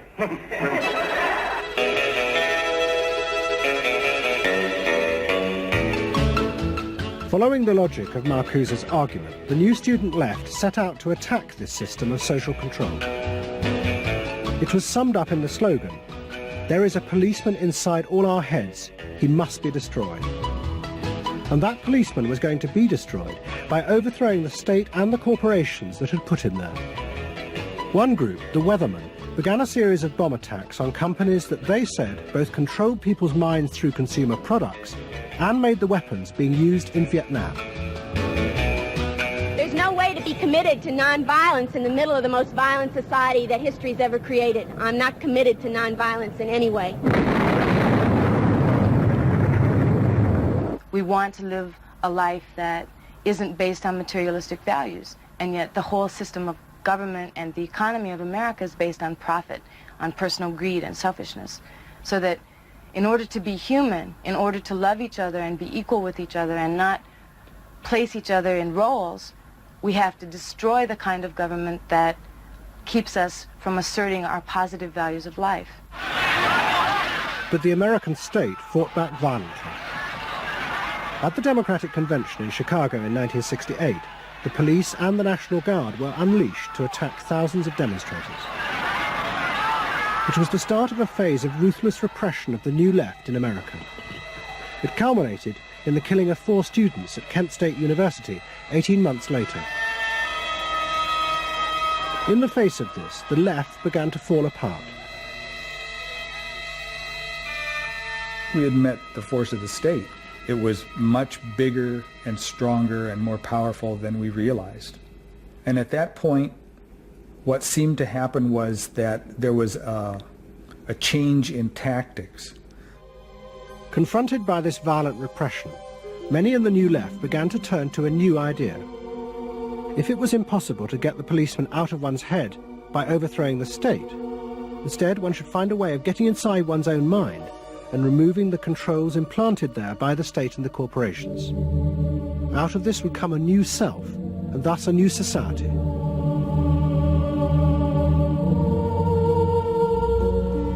People who had been politically active were persuaded that if they could change themselves and be healthy individuals, and if a movement grew up just aimed at people changing themselves, then at some point all that positive change going on, well, you could say quantity would become quality, and there would be a sort of a spontaneous transformation of society. But political activism was not required. It's about making a new you, that if enough people changed the way they were, that the society would change. So the personal became political? Yes, the personal became political. Without changing the personal, you didn't stand a chance of changing the political. Coming up against the state power of the United States was not an option. I mean, they outgunned us. And to produce the new self, they turned to the ideas and techniques of Wilhelm Reich. Since his death, a small group of psychotherapists have been developing techniques based on Reich's ideas. Their aim was to invent ways that would allow individuals to free themselves from the controls implanted in their minds by society. Their center was a tiny old motel on the remote coast of California. It was called the Esalen Institute. The dominant figure at Esalen was a psychoanalyst called Fritz Perls. Perls had been trained by Reich and had developed a form of group encounter in which he pushed individuals to publicly express the feelings inside them that society had said were dangerous and should be repressed. It's a basic fear of that thing inside me, like a little demon in there. It doesn't come out very often. It's really hard to get it out. Now put the thing inside you on that chair and talk to it. Perls used to call this getting on the hot seat in front of a group. If this were the hot seat and you were Perls, and you would guide me into this process of self-enactment, self-revelation, of staying present to all the parts of yourself and noticing it, and then taking ownership of this. As the demon? Yeah. Yes, I can come out. I can come right out of him, and I can push him aside. You, say you. I can push you aside. Yeah. Be the demon with each one of us. I can make you all cry. I can make you all feel terrible. maybe even forever. I can make the mouth, this mouth here, do things and say things. I can almost destroy anyone, each one of you, if I get out. There isn't one of you that I would spare. Not even you. Yeah. How do you feel now? I feel better. I feel very honest. Yeah. And you notice the increase of power. In other words, taking ownership of who you are and how you act and how you feel. Your whole being in the world. In other words, giving you autonomy, owning your freedom. I'm frightening. When I have my power, I'm frightening. See, I frighten you with my power. I frighten you with my power. Now, where do you feel the power? In your hands? In your muscles? Where else? Wake up! I want to do for me, God damn you! Okay. Stop it. You. It was not phony movement. That's what I wanted to do, and I did it. What Pearls and others working at Esalen believed was that they were creating ways that allowed individuals to express their true inner selves. I want them to applaud for me. Out of this, they believed, would come new autonomous beings free of social conditioning. To the left, defeated in the wake of Chicago, it was an enormously attractive idea. These techniques could be used to unleash a new, powerful self, strong enough to overthrow the old order.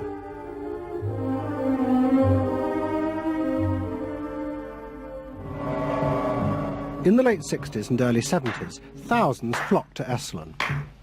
Only a few years before, it had been an obscure fringe institute. Now it became the centre of a national movement for personal transformation, the Human Potential Movement. So it became magnetic. People wanted to join this stream of exploration.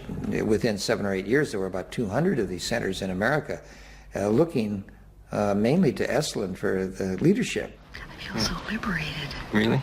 It's fantastic. And it took on a big political agenda. You could not separate personal transformation from social transformation. The two go together. As the movement grew, the leaders of Esalen decided to try and use their techniques to solve social problems. They began with racism. They organized an encounter group for white and black radicals. Both groups would be encouraged to express their inner racist feelings which had been instilled in them by society. By doing this, they would transcend those feelings and encounter each other as individuals. I started a series of encounters called Racial Confrontation as Transcendental Experience. We thought that we wanted to get that kind of black-white confrontation so you could really get down to see what was between the two races, not by backing off and trying to be polite, but by going right into the belly of the beast, of this beast of racial prejudice. And these were extremely dramatic. These were the toughest workshops ever convened at Esalen Institute. I'm looking at you, Whitey. You got clothes on. You got shoes on. You're just so sure looking at me, huh? You got the goddamn police in the neighborhood. Really?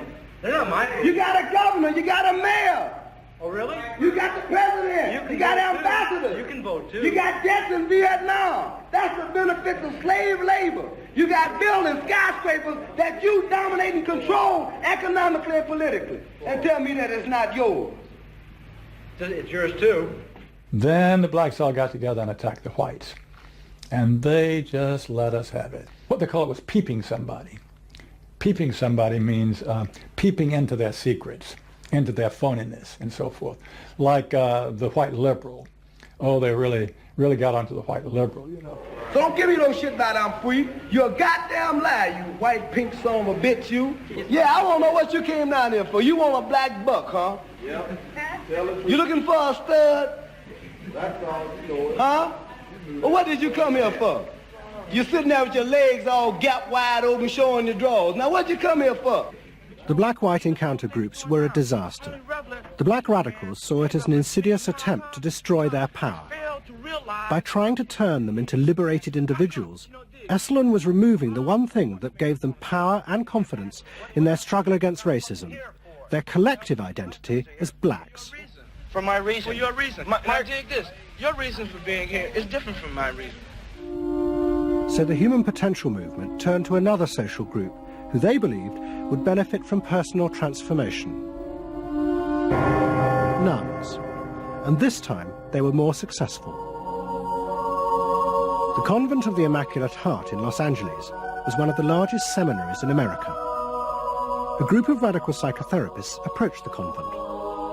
They wanted to try out their techniques for personal liberation on individuals whose identities were defined by a series of external rules which they had deeply internalized. The convent, anxious to appear modern, agreed to the experiment. And we did weekend encounter workshops for several hundred Immaculate Heart nuns.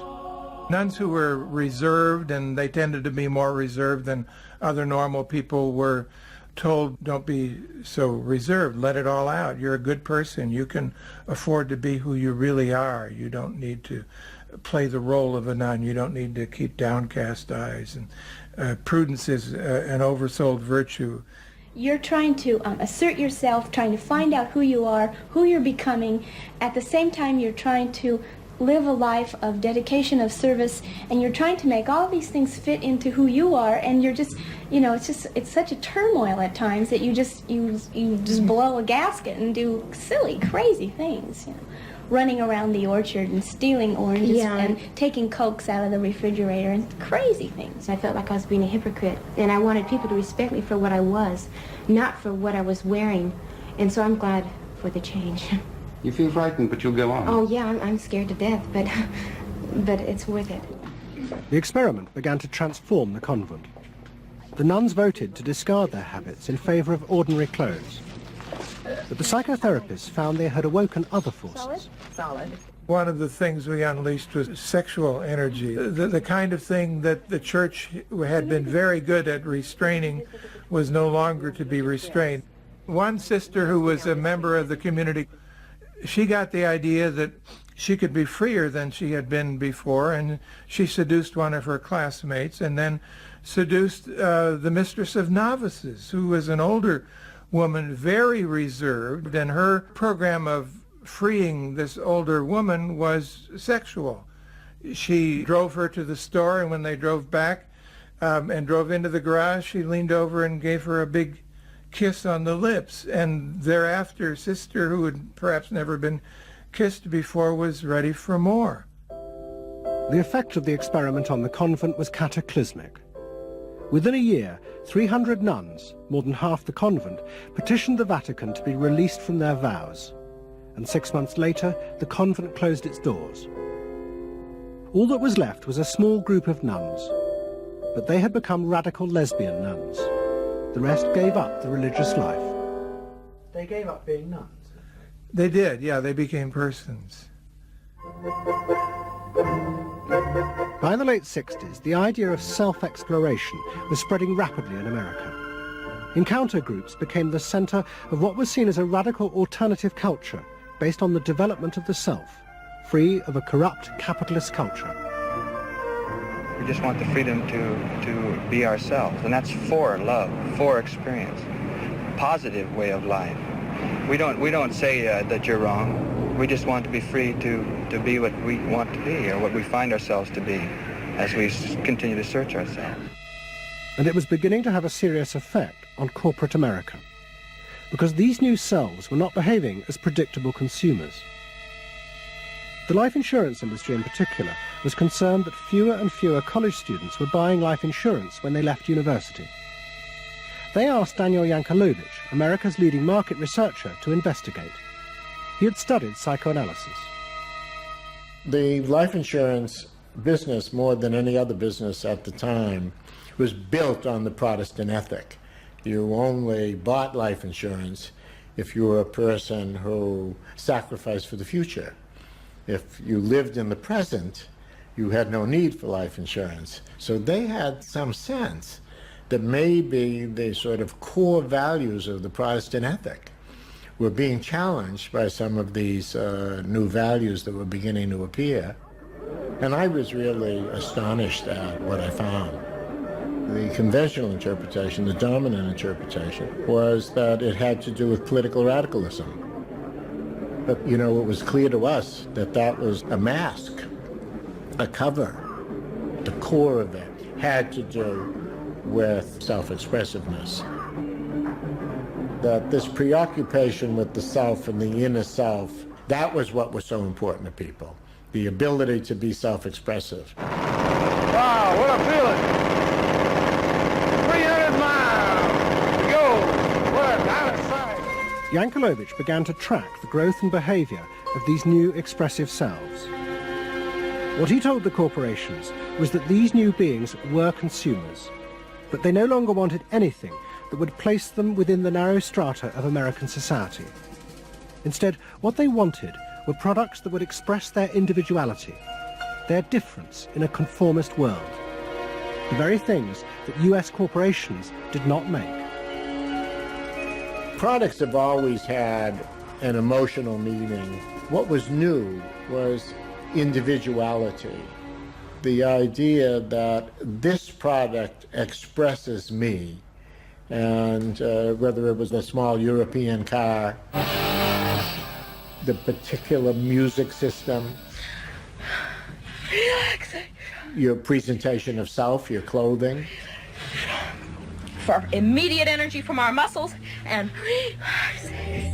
These become ways in which people can spend their money in order to say to the world who they are. But the manufacturers, they had no idea of what was going on, really, in the with consumers and in the market at large. Major advertising companies set up what they called operating groups to try and work out how to appeal to these new individuals. The head of one agency sent a memo to all staff. We must conform, he told them, to the new non-conformists. We must listen to the music of Bobby Dylan and go to the theatre more.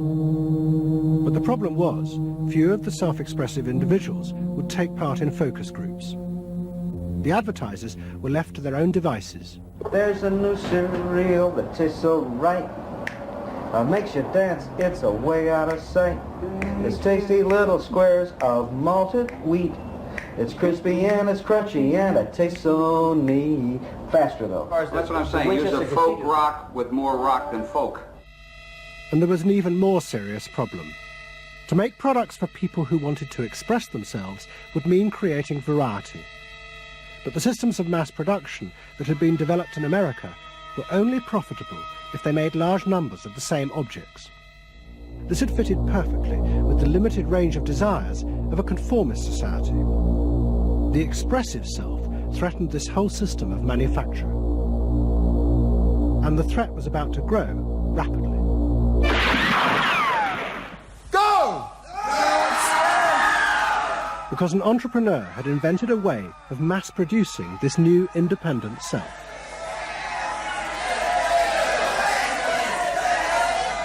He was called Werner Erhard. Some of the stuff that we traditionally think of as being in your mind is actually in the world, because you're moving to that too. Erhard had invented a system called EST, Erhard Seminar Training. Hundreds of people came for weekend sessions to be taught how to be themselves. And EST was soon copied by other groups, like Exegesis in Britain. Many of Erhard's techniques came from the human potential movement, but he criticized the movement for not having gone far enough. Their idea that there was a central core inside all human beings was, he said, just another limitation on human freedom. In reality, there was no fixed self, which meant that you could be anything that you wanted to be. The thesis of the human potential movement was that there was something really good down in there.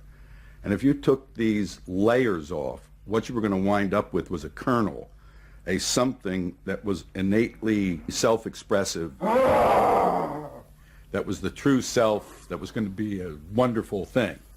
In actuality, you found people who'd gone to the last layer and took off the last layer and found that what was left was nothing. All right, push! Move! Do it! The S sessions were intense and often brutal. The participants signed contracts agreeing not to leave and to allow the trainers to do anything they thought necessary to break down their socially constructed identities. You're gonna get sandwiched in there. Push! Go for a win! If I push harder than you do, I'm gonna squash you. So you better push fast. Now, hard, do it! That's it, do it, again! Push, good! Good! Again! Yes!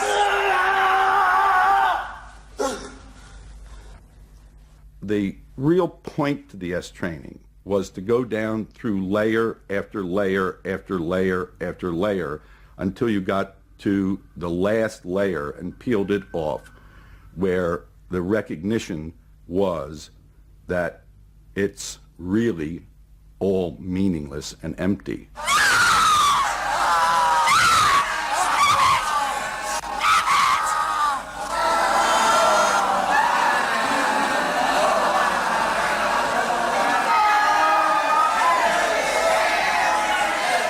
Now, that's existentialism's endpoint.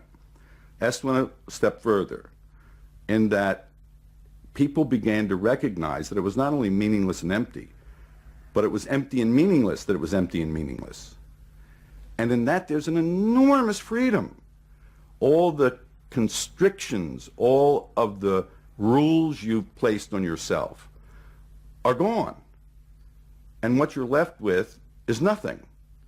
And nothing is an extraordinarily powerful place to stand, because it is only from nothing that you can create. And from this nothing, people were able to invent a life, and allowing them to create themselves. Invent themselves. Invent themselves. You can be what you want to be. I want you to start to make that sound, and on that sound, create and people the world the way you want to create it. What Earhart did was to say that only the individual matters, that there is no societal concern, that you living a fulfilled life is all you need be concerned about. Est people came out of those trainings feeling that it wasn't selfish to think about yourself, it was your highest duty. So kiss me and smile for me. Tell me that you'll wait for me. Hold me like you never let me go. The training is 2 weekends, and it was quite an incredible experience in my life. I'll forever be grateful for the experience. I got a great deal out of it. We really want to know who we are. There are things going on. We learn more and more about ourselves all the time. And to really find out what it is that makes us tick and how we are discovering ourselves. Est became hugely successful. Singers, film stars, and hundreds of thousands of ordinary Americans underwent the training in the 1970s. But in the process, the political idea that had begun the movement for personal transformation began to disappear. The original vision had been that through discovering and expressing the self, a new culture would be born, one that would challenge the power of the state. We will not let them separate our culture from our politics. We are a people. We are all together. But what was now emerging was the idea that people could be happy simply within themselves, and that changing society was irrelevant. One of the proponents of this was Jerry Rubin. In 1968, Rubin, as leader of the Yippies, had led the march on Chicago, but now he had undergone S training. I was willing to die, and I had a martyr complex in a sense. I think we all did. And I've given up that ideal of sacrifice. And I'm not as overwhelmingly moved by injustice as I was. And now we reincarnated ourselves from within. Basically, the politics were lost and totally replaced by this lifestyle, and then the desire to become deeper and deeper into the self. by now a grandiose sense of the self. And my a good friend and one of the original Yippie founders, Jerry Rubin, definitely moved in that direction. And I think he was beginning to buy into the notion that he could be happy and fully self-developed on his own. Socialism in one person. Yes. Was he alone in that trajectory? Although that, of course, is capitalism. That's the whole joke. I think it's funny. I think it's funny because people spend so much of their life being bedeviled by their past and being locked into their past and being limited by their past. And there's an enormous freedom from that, letting people create themselves. Est was only the most vivid and intense expression of an idea that was spreading rapidly through all strata of American society. Books and television programs promoted the idea that one's first duty was to be oneself. And those monitoring this shift were astonished at the speed with which the idea was spreading. In 1970, it was a small percentage of the total population, maybe 3 to 5%. By 1980, it had spread to the vast majority of the public, up to 80%. You asked the question, how do you get self-actualized? You take this day and you say, when I shave every morning, I look in that mirror, I say to myself, I really say this, I say, nobody is going to ruin this day for you, Wayne Dyer, nobody. That this preoccupation with the self and the inner self traveled and spread throughout the society in the 1970s. It helped me to stop living in the past and start building from today and using my experiences in a positive way to be a better person today and tomorrow. But then the problem comes, well, how do you be self-expressive? And it was at this point that American capitalism decided it was going to step in and help these new individuals to express themselves. And in the process, make a lot of money. The first thing they were going to do was to find a way of getting inside their heads, to discover what these new beings wanted in order to be themselves. This came not from Madison Avenue, but from one of the most powerful scientific research institutes in America. Stanford Research Institute in California worked for corporations and government. It had done much of the early work on computers, and was also working for the Department of Defense on what would become the Star Wars project. In 1978, a group of economists and psychologists at SRI decided to find a way to read, measure, and fulfill the desires of these new, unpredictable consumers. The idea was to create a rigorous tool for measuring a whole range of desires, wishes, values that prior to that time had been kind of overlooked. They say in business, what gets measured gets done. We were basically telling manufacturers, if you're really going to satisfy not just the basic needs, but individuated wants, whims, and desires of more highly developed human beings, you're going to have to segment. You're going to have to individuate. To do this, SRI turned for help to those who had begun the liberation of the self. In particular, one of the leaders of the human potential movement, a psychologist called Abraham Maslow. Through observing the work at places like Esalen, Maslow had invented a new system of psychological types. He called it the hierarchy of needs, and it described the different emotional stages that people went through as they liberated their feelings. At the top was self-actualization. This was the point at which individuals became completely self-directed and free of society. The team at SRI thought that Maslow's hierarchy might form the basis for a new way to categorize society, not by social class, but by different psychological desires and drives. To test this, they designed a huge questionnaire with hundreds of questions about how people saw themselves, their inner values. The questions were designed to see whether people fitted into Maslow's categories. We were trying to find out what people really felt like. So we asked these really penetrating questions, and we hired a company that administers surveys, to do them. They said they've never seen anything like it.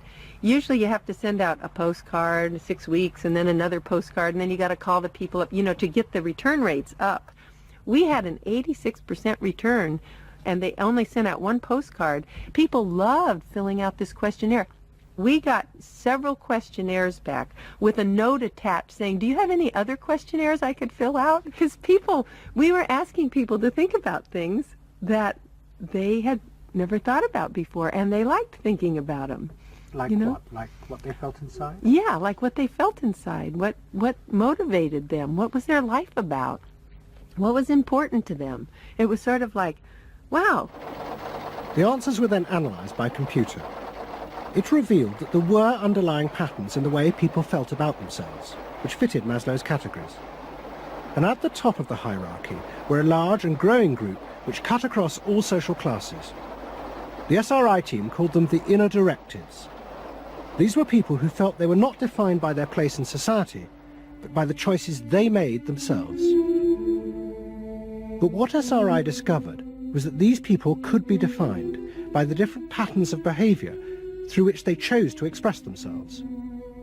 Self-expression was not infinite. It fell into identifiable types.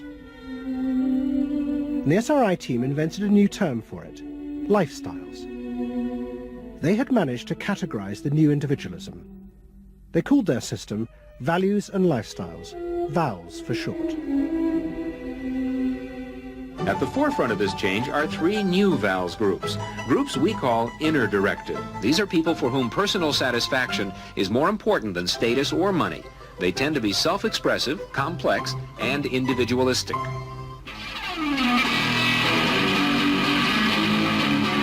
Rob is an I am me.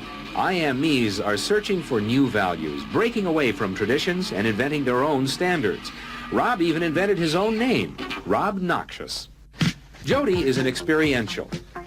This is a group seeking inner growth through direct experience. Experientials aren't in one place much. This is the try-anything-once crowd, and all that activity takes goods and services. Their hobbies are hands-on, and their possessions are simple, but not always simply priced. I'm a bookseller. I sell books. I'm a businessman. That doesn't necessarily mean that I believe in capitalism. It just happens to be what I'm doing now. SRI created a simplified questionnaire with just 30 key questions. Anyone who answered them could be immediately fitted into a dozen or so of these new groups. It allowed businesses to identify which groups were buying their products, and from that, how the goods could be marketed, so they became powerful emblems of those groups' inner values and lifestyles. It was the beginning of lifestyle marketing.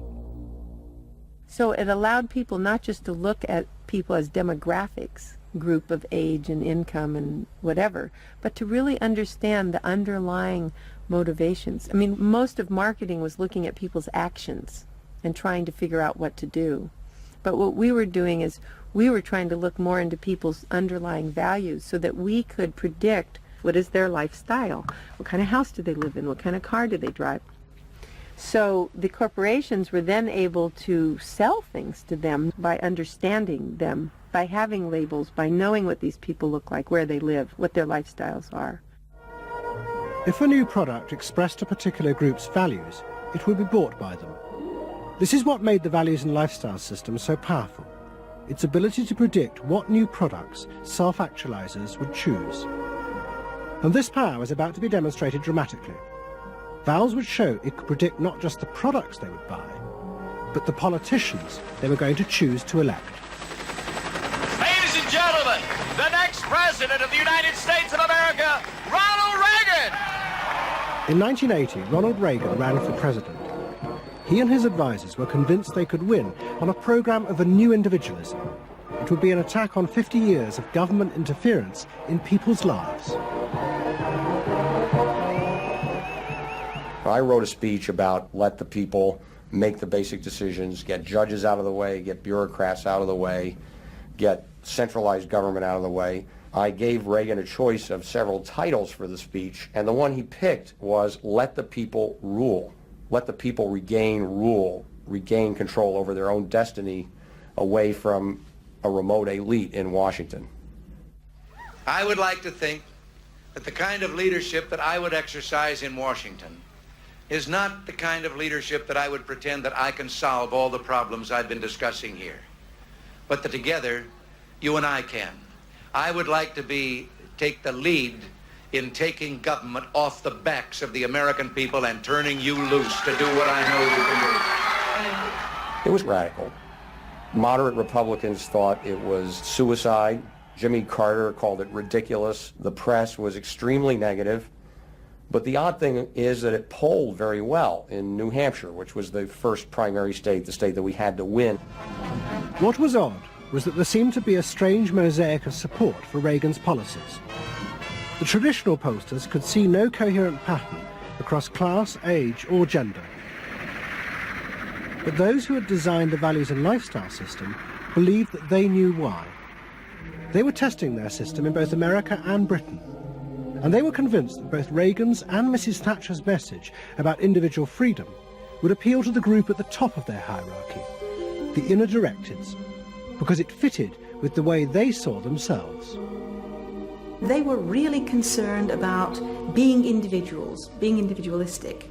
And so in the early stages, when we were looking at the messages that both Thatcher and then Reagan were putting across, we said they are using words that will really appeal to a lot of the younger people, and particularly to the people who are moving towards self-actualization. We call them the inner-directed people. A lot of our colleagues said, that's absolutely ridiculous, because inner-directeds are very socially aware, very socially concerned. They'll never vote Conservative, or they'll never vote for the Republicans. But we said, if Thatcher and Reagan continue to appeal to them in this way, they really will. And I vision leadership in taking government off your backs and turning you loose to do what you can do so well. Thank you very much. The idea that the new self-actualizing individuals would choose a politician from the right, not the left, seemed extraordinary. But to test their prediction, the Values and Lifestyles team did a survey of voting intentions, and they correlated it with their new psychological categories.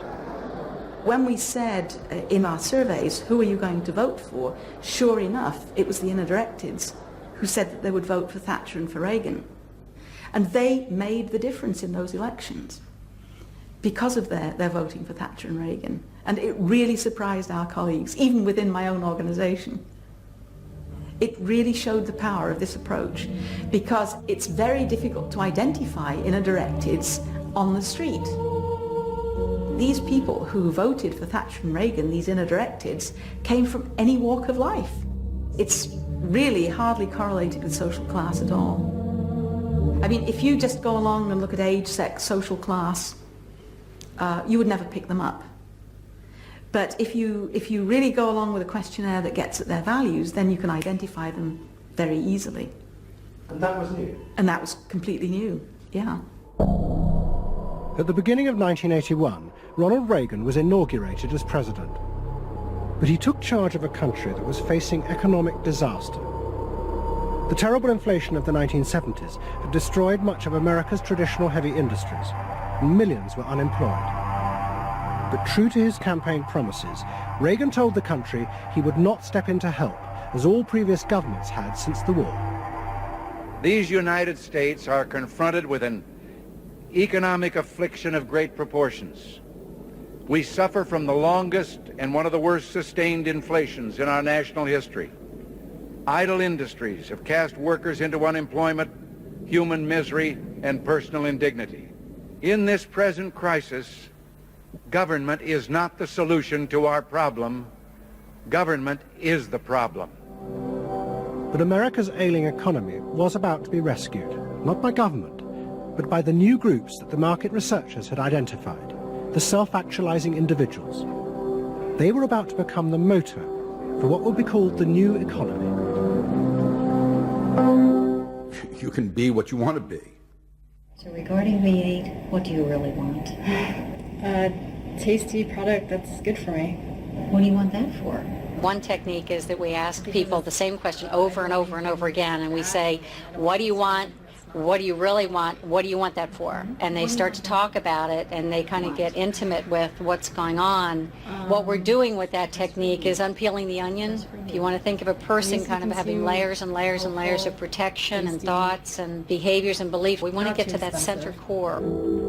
In the wake of the invention of values and lifestyles, a vast industry of psychological market research grew up.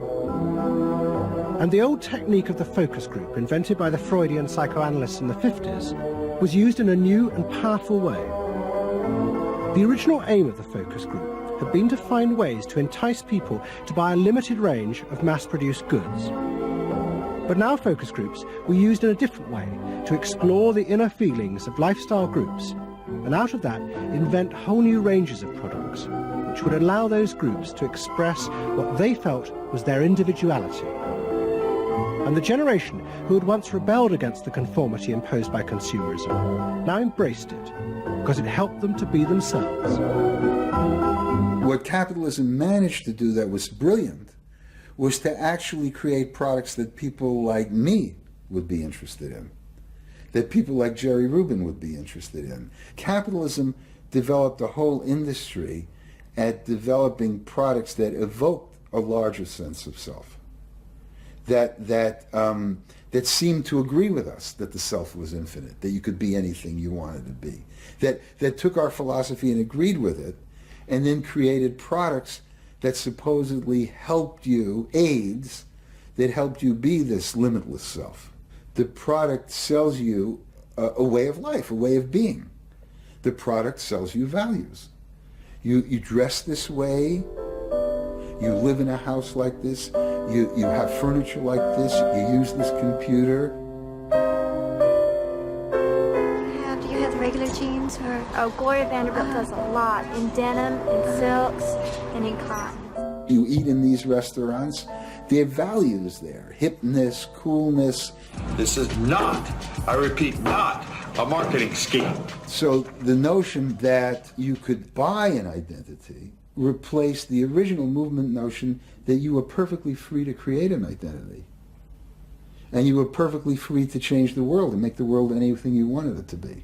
Well, what I wear is a statement. And this vast range of new desires fitted perfectly with changes in industrial production. Computers now allowed manufacturers to economically produce short runs of consumer goods. The old restrictions of mass production disappeared, as did the worry that had bedeviled corporate America ever since mass production had been invented, that they would produce too many goods. With the new self, consumer desire seemed to have no limit. In the United States, the concern of companies was always that supply would outstrip demand, that we were producing too much, and that there was not a market for it. You don't hear that kind of talk anymore, because you've gone from a conception of a market of limited needs, and if you fill them, they're filled, to a market of unlimited, ever-changing needs dominated by self-expressiveness, that products and services can satisfy in an endless variety of ways, and ways that change all the time. And consequently, economies have unlimited horizons. Out of this explosion of desire came what seemed a never-ending consumer boom that regenerated the American economy.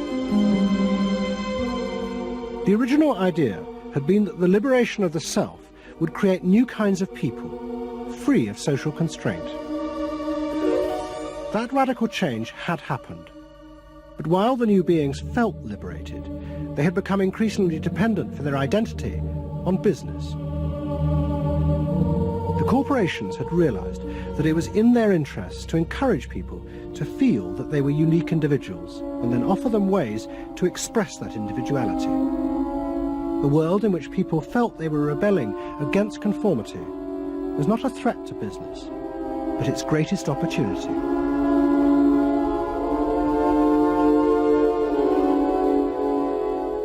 It was, in a sense, the triumph of the self. It was the triumph of a certain self-indulgence, a view that everything in the world and all moral judgment was appropriately viewed through the lens of personal satisfaction. Indeed, the ultimate ending point of that logic is that there is no society. There is only a bunch of individual people making individual choices to promote their own individual well-being.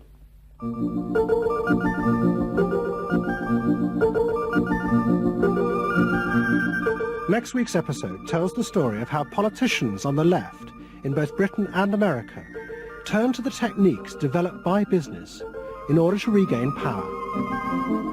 But what they didn't realize is that what had worked for business would undermine the very basis of their political beliefs.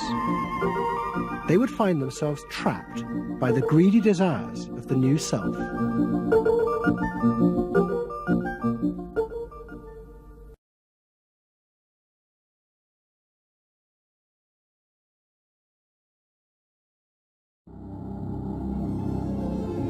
You're moving through a world in which everything is possible and nothing is beyond you. This is the story of the rise of an idea that has come to dominate our society. It is the belief that the satisfaction of individual feelings and desires is our highest priority. Today we're going to tell you how to get whatever you want. I wanted to live a different life that wasn't available to me in the image I was born. I'm here, look at me, notice me. Previous episodes have shown how this rise of the self was fostered and promoted by business. They had used the ideas of Sigmund Freud to develop techniques to read the inner desires of individuals and then fulfill them with products. This final episode is about how that idea took over politics. It tells the story of how politicians on the left, in both America and Britain, turned to these techniques to regain power. They believed that they were creating a new and better form of democracy, one that truly responded to the inner feelings of individuals. But what the politicians didn't realize was that the aim of those who had originally created these techniques had not been to liberate the people, but to develop a new way of controlling them in an age of mass democracy.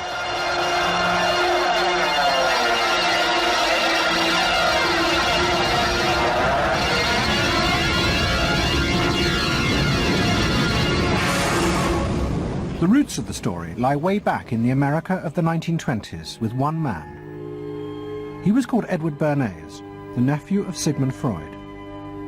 Bernays had been one of the inventors of the profession of public relations, and he was fascinated by his uncle's theory that human behavior was driven by unconscious sexual and aggressive drives. Many of Bernays' clients were large American corporations, and he was the first person to show them how they could sell many more products if they linked them through images and symbols to those unconscious desires that Freud had identified. The strategy he offered them was that people could now look at the goods that were emerging within this society and not merely view those goods as things that they needed in order to deal with some specific material want, but also as goods which would stroke and respond to deep emotional yearnings. You know, how this bar of soap or this bag of flour will make you a happier, more successful, more sexually appealing, less fearful person, somebody to be admired rather than reviled. The powerful people in that world are those people who are capable of reading the public mind and giving the public what it wants in those terms. And Bernays was at the heart of it. Bernays was the guy who was the foremost articulator of the theories which were driving this new system. By the 1980s, Bernays' ideas had come of age. A vast industry had grown up in America devoted to reading the inner desires of consumers. At its heart was the technique of the focus group. Previous episodes have shown how the focus group was invented by psychoanalysts employed by US corporations. The aim was to allow consumers to express their inner feelings and needs just as patients did in psychoanalysis. The information was then used to promote and design new products that would fulfill those desires. And Edward Bernays, who was now nearly 100 years old, was celebrated as the founding father of this marketing world. Hi, Doctor. Good to see you. Come on up over here. There you go. Doctor, tell me again what the doctor is. What are we dealing with here? You're the father of public relations. What we're dealing with really is the concept that people will believe me more if you call me doctor. Oh, I see.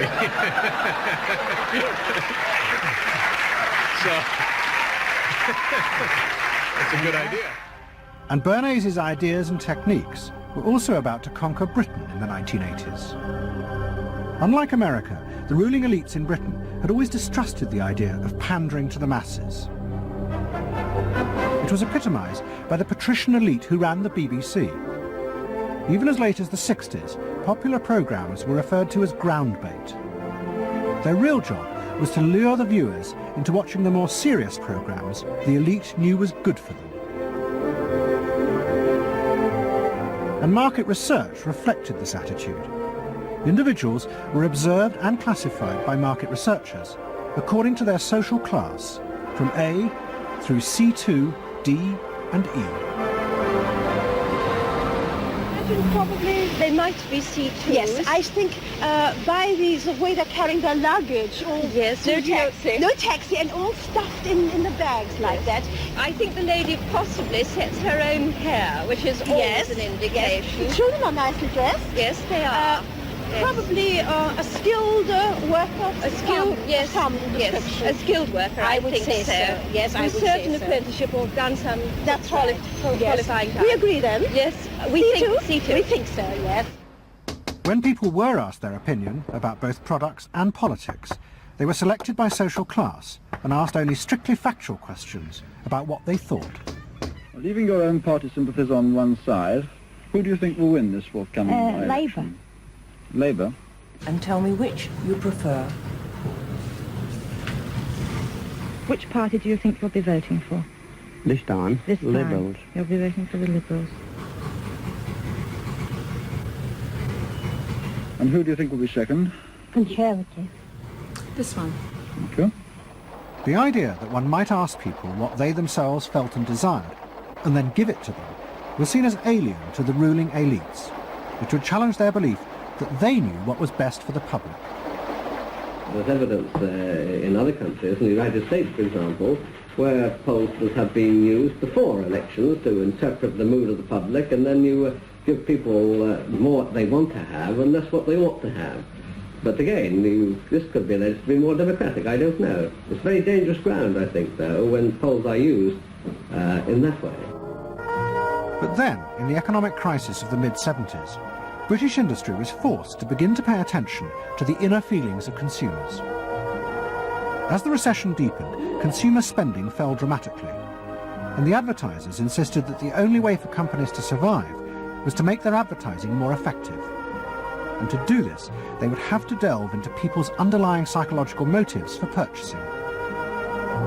The advertising industry started to bring in Americans to run focus groups with British housewives.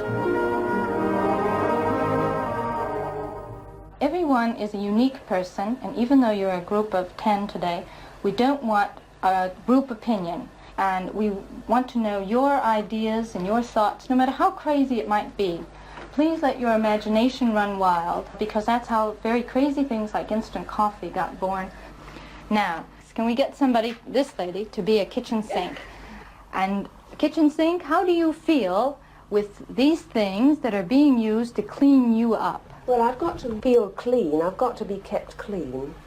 So you're I feel that. I should hate it if I was all greasy, so I've got to be easy to clean. Okay, now the housewife, this lady, what would you use to clean your kitchen sink? A scouring powder. Of course, a cloth to apply the things on, and plenty of water. Now, how do you feel as you're doing this chore? You're satisfied? Well satisfied when I have done it, yes. I'm doing my duty. I feel it's a job well done. The consumers were encouraged to play at being products, from household cleaners to car seat belts. The aim was not to talk rationally, but to act out and reveal their inner emotional relationship to products. Which firmly and unmistakably underlines. And then a politician emerged who also believed that people should be allowed to express themselves. Instead of being controlled by the state, the individual should become the central focus of society. Some socialists seem to believe that people should be numbers in a state computer. We believe they should be individuals. We're all unequal. No one, thank heavens, is quite like anyone else, however much the socialists may pretend otherwise. And we believe that everyone has the right to be unequal, but to us, every human being is equally important. A man's right to work as he will, to spend what he earns, to own property, to have the state as servant and not as master, they are the essence of a free economy, and on that freedom all our other freedoms depend. Mrs. Thatcher's vision was of a society in which the wants and desires of millions of individuals would be satisfied through the free market. This, she believed, would be the engine to regenerate Britain. And with her ascent to power, the advertising and marketing industries flourished. Their task was to find out what the British people really wanted and then sell it to them. In this new climate, the focus group flourished. And those who ran them borrowed from the techniques of psychotherapy to delve ever deeper into people's feelings about products. We're trying to understand how people feel about brands, how they relate to brands, that is to say, what the brand's personality is as far as consumers are concerned. And there are a number of techniques which are very, very helpful for getting to that understanding. The consumer is given crayons to doodle, to express their feelings, to go inside their own head, pull out their feelings and somehow get them onto paper. And these are ordinary drinkers expressing their feelings about drinking Guinness.